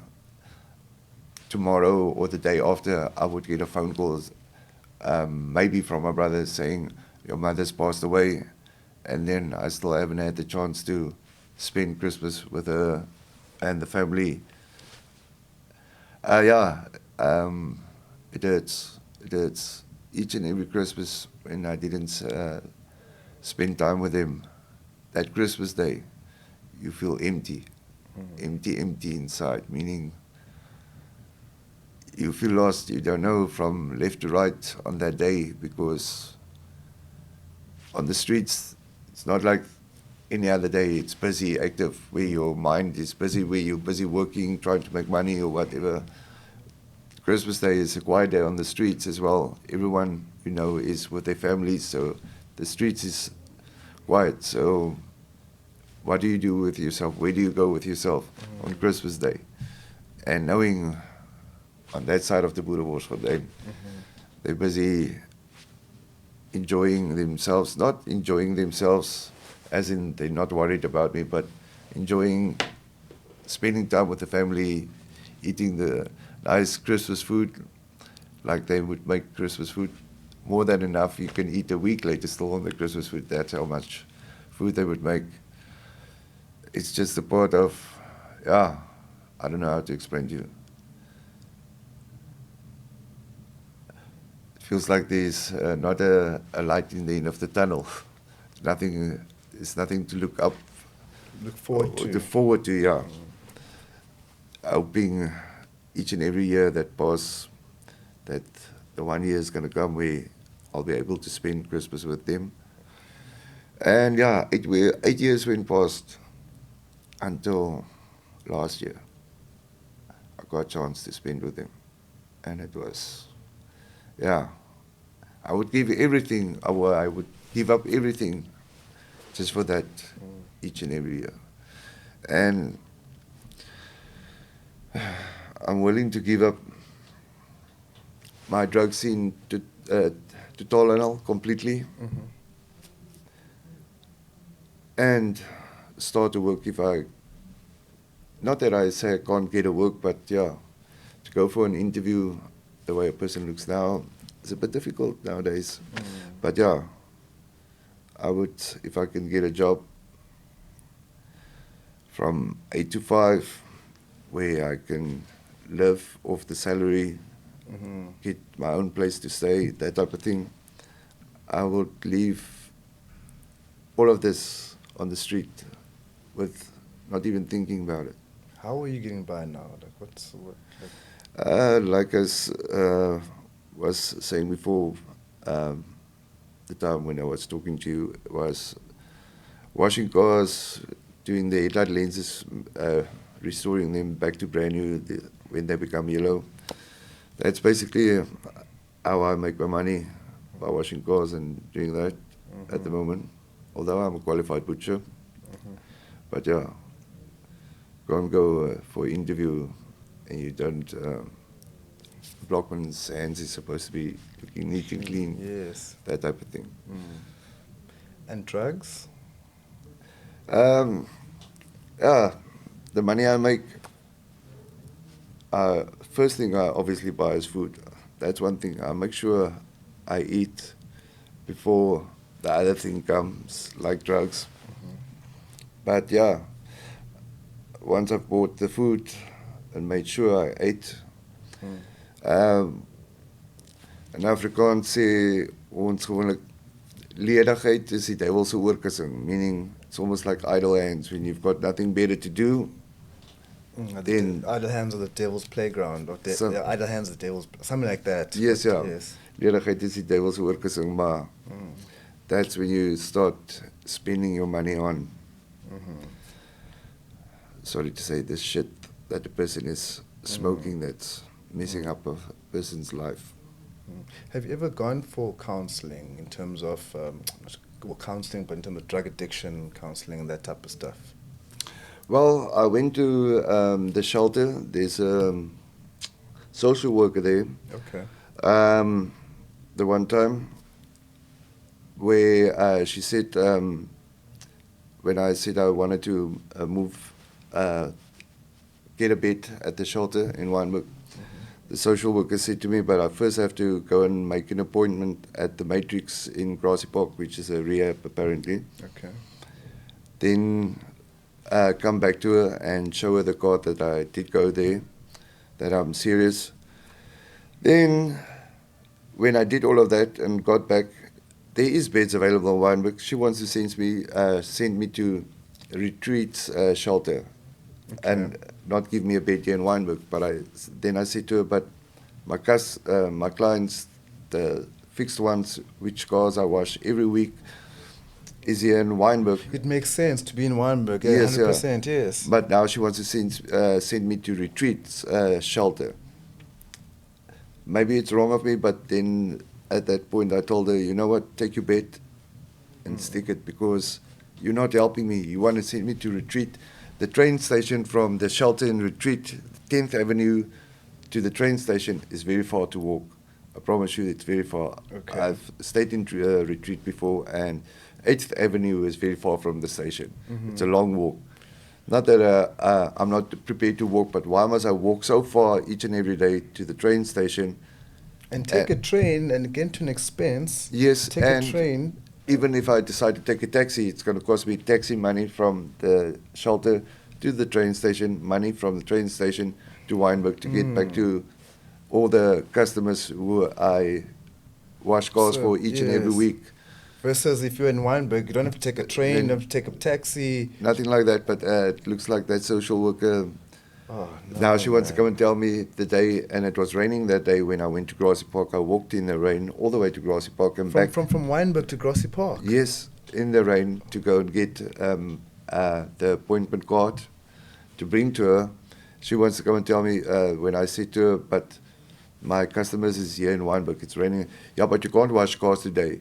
I'm not just talking about today, I'm talking about each and every day Yes. from now onwards. Yeah, but you can't wash cars today, it's raining. What upper answer is that she gives me, so that's when I decided to tell her, take your bed and stick it up your... Not in so many words, but yeah, it comes down to that. But there's a lot of things person has done wrong when a person was younger. Like they say, young, dumb, and full Dude, of... your story is making me tear up here. Eh? No, carry on. No, I'm just thinking about how can someone just like not be so considerate? And she's supposed to be a social worker. Supposed to be. She wants to tell me she was also living on the street at one stage, and she also used to wash cars and look after cars.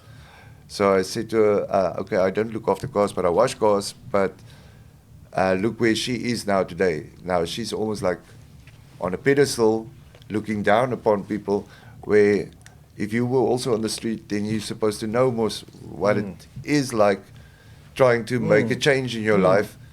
But here you want to come and tell me you can send me to retreat and not give me a bed here, but there is beds available here. That doesn't make sense to me. My clientele, if you want to put it that way, is here in Wynberg, but you want to send me that far away and expect of me to travel all the way from there to come to Wynberg every day, where I can be in Wynberg every day. Yeah, I think what makes me emotional is that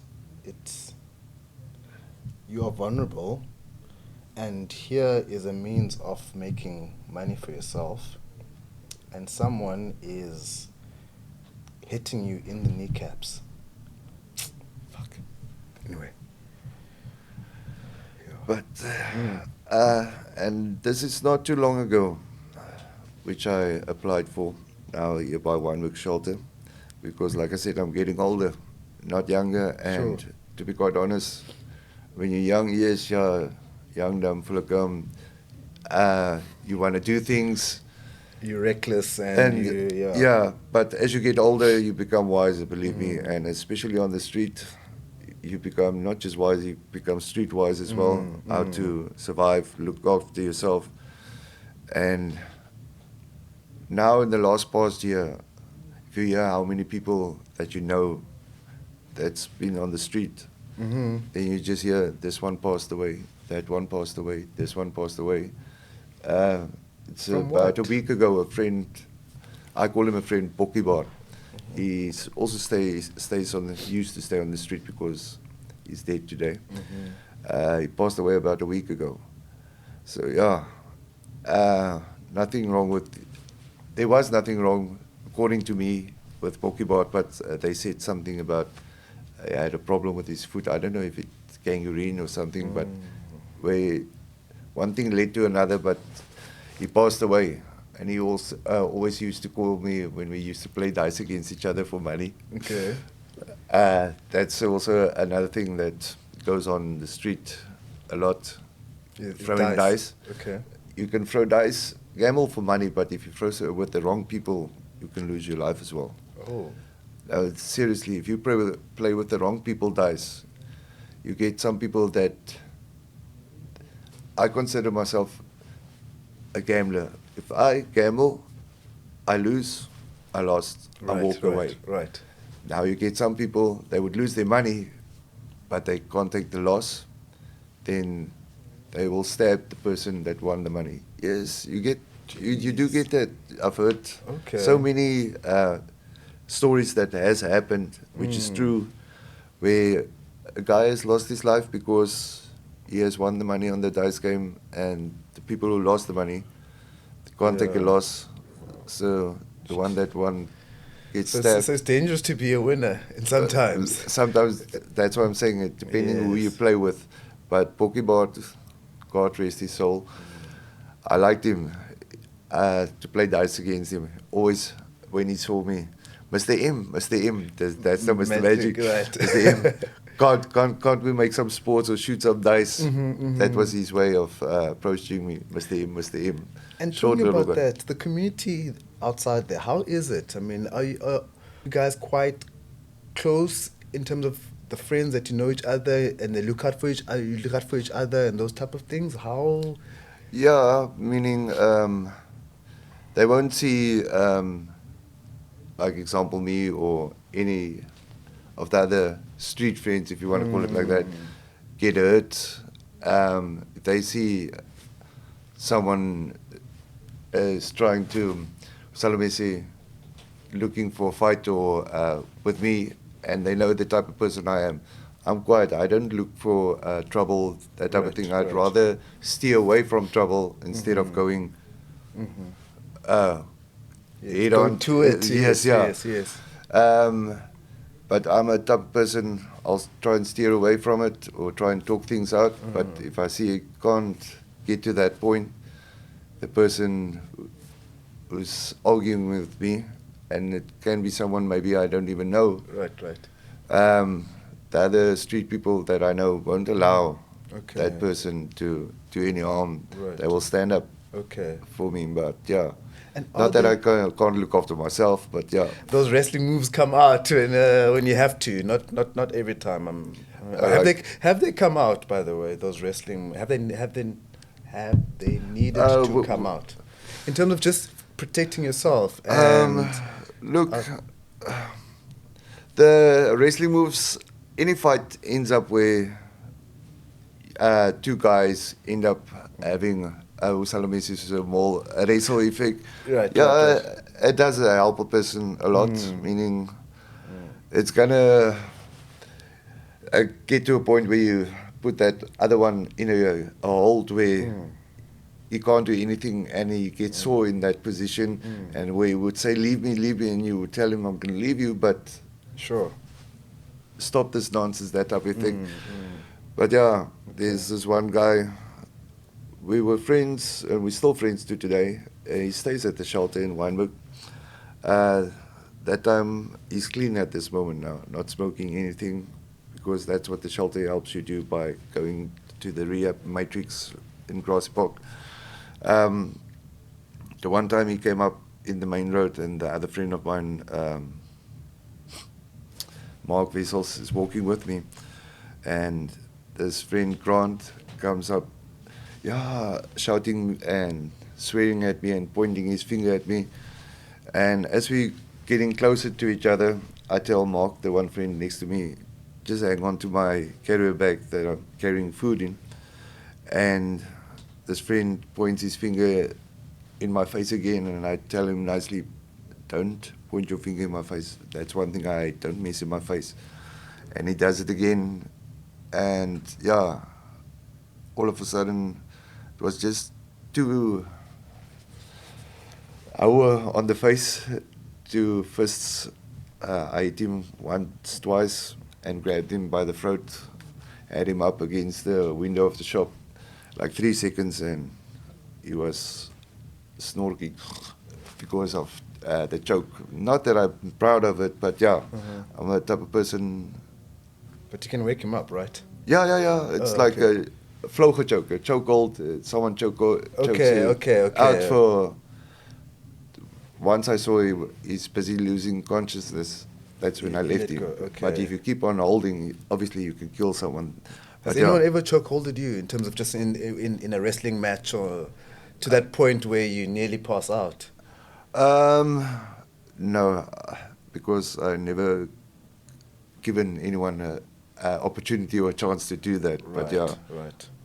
Is that legal wrestling? Is that a legal no, move? not in amateur wrestling. No. Okay. But yeah, in the bouncing.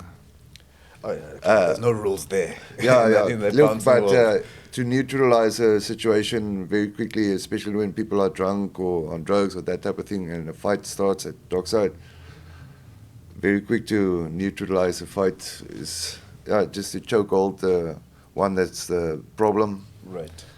Not choke him and kill him, meaning once you choke someone from behind with the arm around the neck and the other arm pushing forward to close the two main arteries, that's like 3 seconds. Then you can feel they're going lumb in your arms, how you could say. Okay. They want to Yes, go down to the ground, go, that's when you put them down. Okay. Lie them down, not keep on choking them, because then you will kill someone. But Right. you can put someone out in 3 seconds though. Okay. So Gerhard? Speak. Eh? Is there anything you want to ask? No. I just, it's. So currently, are you staying at the shelter, or where are you staying currently? No. At the moment, I'm not staying at the shelter. I'm staying at a friend's place. Okay. It's at least not outside at the moment. But it's not going to be for long, because the council, it's a council house he stays in. Okay. And the My-City route, the bus. Oh, yes. Are they going to go through that? through? So yeah, he's going to have to move out soon, as in, like the sheriff of the court said, he hasn't received papers yet where he has to go to court yet, but the sheriff of the court said that the procedure will take about up to 2 months. And where's he going to move to? He's got family where he can go to in Ocean View. Okay. But yeah, not that he wants to move back to Ocean View, but yeah. He's got an option. Yeah. You don't? No, I don't.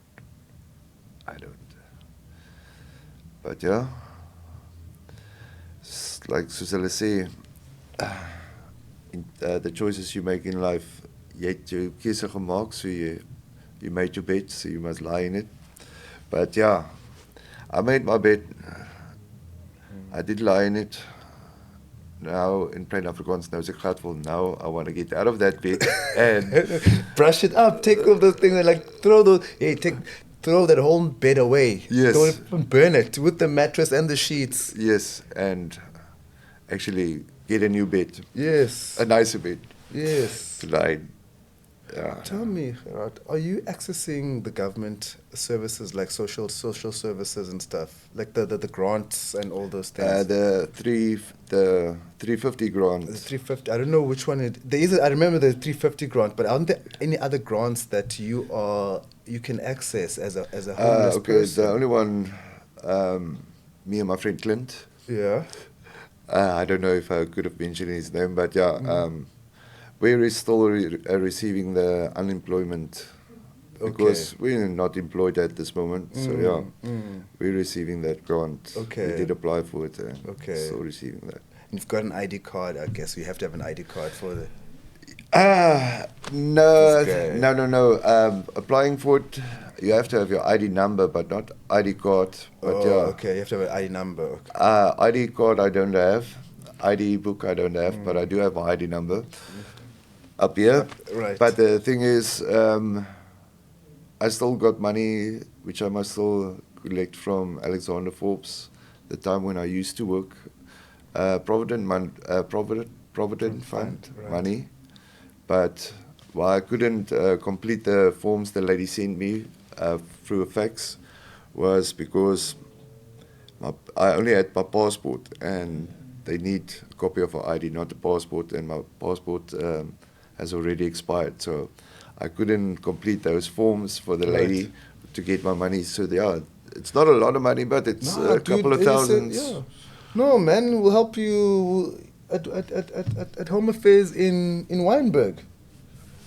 Even now, it's before elections. Home Affairs, like, they want people to go register for the IDs because they want people to vote. So I'm sure. I know it was like that the last time, but I haven't heard that they allow people to make their IDs.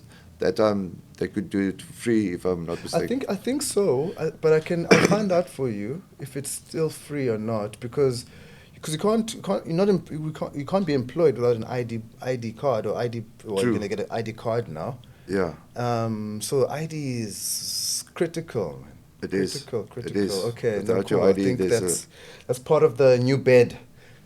New bed is ID. We're gonna work on an ID. We're gonna do that. Okay. No, fantastic, Gerhard. Yeah. Thank you. Pleasure. Thank you very. Oh, one last thing I wanted to ask from you. You know, you have a story, and your story is. I think there's more to it. There's more layers to it. It's just that this time is not on our side. Yes, there is more layers, to it, as you said. But we can do that on the second half. No problem. We can do it in the second half. But one of the things that comes across in when I'm listening to you is that you received there was a level of judgment that you received. It feels like whether it was from your brother's wife, I don't know. I'm just responding to what you're telling me. Yes. Or your brother, that is. How do you feel about that, and how do you feel about judgment? People judging one without even having found out what the story is. That part.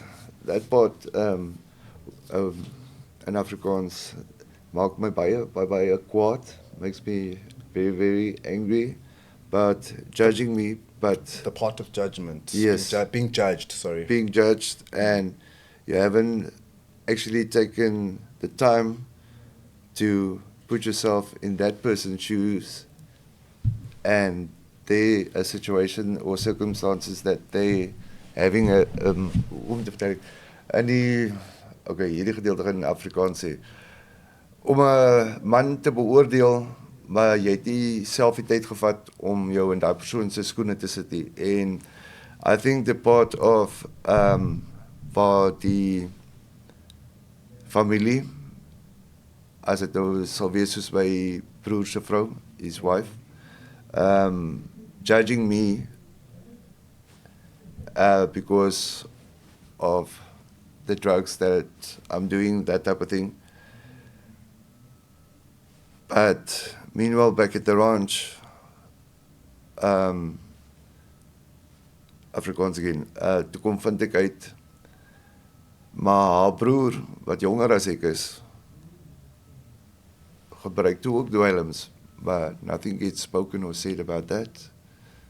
But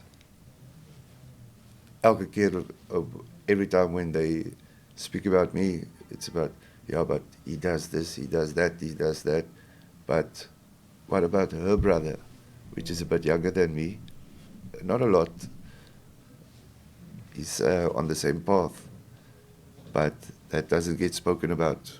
But when my name gets mentioned, everything, yeah, he's on this, he does that, but her brother always stays an angel. That never, her brother never comes up in the conversation when they speak about the drug scene or that type of thing.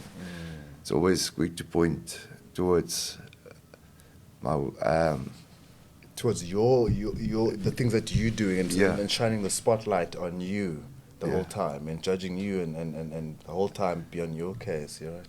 But meanwhile, back at the ranch, her brother is also on the same path, but nothing gets said about him badly or he gets judged. Isn't there an opportunity for you to maybe reach out to the brother? I don't know if are you guys friends or do you know him? If you're seeing that he's going the similar path that Yes. you went down. Yes. Do you think there's an opportunity there to reach out? Look, it's a very touchy point. If a person gets to my brother's house, then my mother says to me, please don't say anything about your brother's wife's brother or anything. Don't mention anything, because then it will be another story and another argument on top of something else. So, yeah. Just to keep the peace, everyone pretends that... like everything is hunky-dory on her side of the family. It's only on this side of the family, meaning my brother's side of the family, that there's a problem, not on her side. Okay. So I hope she comes around. I think it's a good positive step.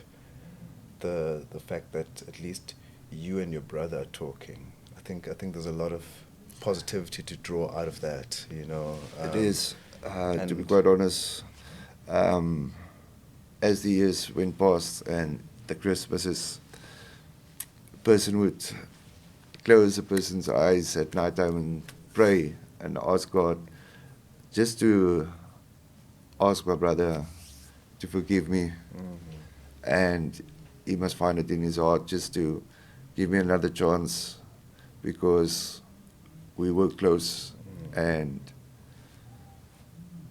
after what I did to him, which was wrong, and regret comes too late. I would, if a person could turn back the hands of time, which you can't, I would do things differently and would have never done what I did. But I did do it, and I'm sorry. And I did get the chance to speak to him and tell him what happened in the past is the past. And the person gets older, not younger, and you get wiser. And believe in me, I would never even try and think of taking anything from him again, meaning without his permission, meaning by stealing or whatever. I will never do that ever again. Because, believe me, those years of not having Christmas with him, that's a lot of punishment enough, believe me. And the way I felt those years, which I couldn't spend with him, I wouldn't even think of taking 10 cents of him without even asking him. So I will never steal from my brother again, never ever again. It's gonna happen, man. You're gonna reach. You guys are gonna get back. It's gonna happen. And then there's my sister. She loves me to bits because she knows I'm the youngest. She's the middle one. Yes. And this is a whole different story again. But over the years, as we grew up, my brother is the one. He's the one that got the most. Meaning, why I say that is, when it was time for motorbike, his time for motorbike in high school, that time the highest cc they could drive was 50 cc those years. He got a TZR Super 50, which cost 12,500 rand those years. Right. But my brother was good in rugby. He played Western Province under 19, SA under 19 rugby in school. Okay. No, he played. He was the bright child, the bright star boy. Yes, but at that time when he got that motorbike, when it was my sister's turn, when she could get a scooter, she did get a scooter when it was my turn in high school now to get a motorbike. The money wasn't there like it used to be, and I didn't want to understand it that time because I was young. I wanted a motorbike. How could my brother get a 12,500 DZR Super 50? All I'm asking is for a cheaper motorbike, but a bigger one. But the money wasn't there, and I didn't want to understand it that time. But as a person grew older, you become more matured. Yes. And understand. But my sister even said to as well, out of the 3 children, my brother, me and my sister, what we got as we grow up together doesn't even come close to what my brother got, because my brother was that one. If he wanted something, believe me, he will get it. Even when it was time for him to get a car, Right. there was always plan made To get it right for him. yeah, to get it right. but maybe it's wrong to put it that way, but yeah, that's why my sister's got a soft spot for me as well, Right. because I was the youngest one. She knows the time when it was my turn to get, things. the money wasn't there as it was the time when Right. they got their Yes. things, like the Okay. scooter and that type of thing. Nice one. But yeah, nice one, my nice. sister Yeah. still sends me money every now and then. Okay. And yeah, she works very hard. She works very, hard. very hard, long hours Okay. for her money. But yeah. But Magic Man. I hope we can speak a bit more again, because there is a lot more. I was just covering basically the bits and pieces, but yeah, there's a lot.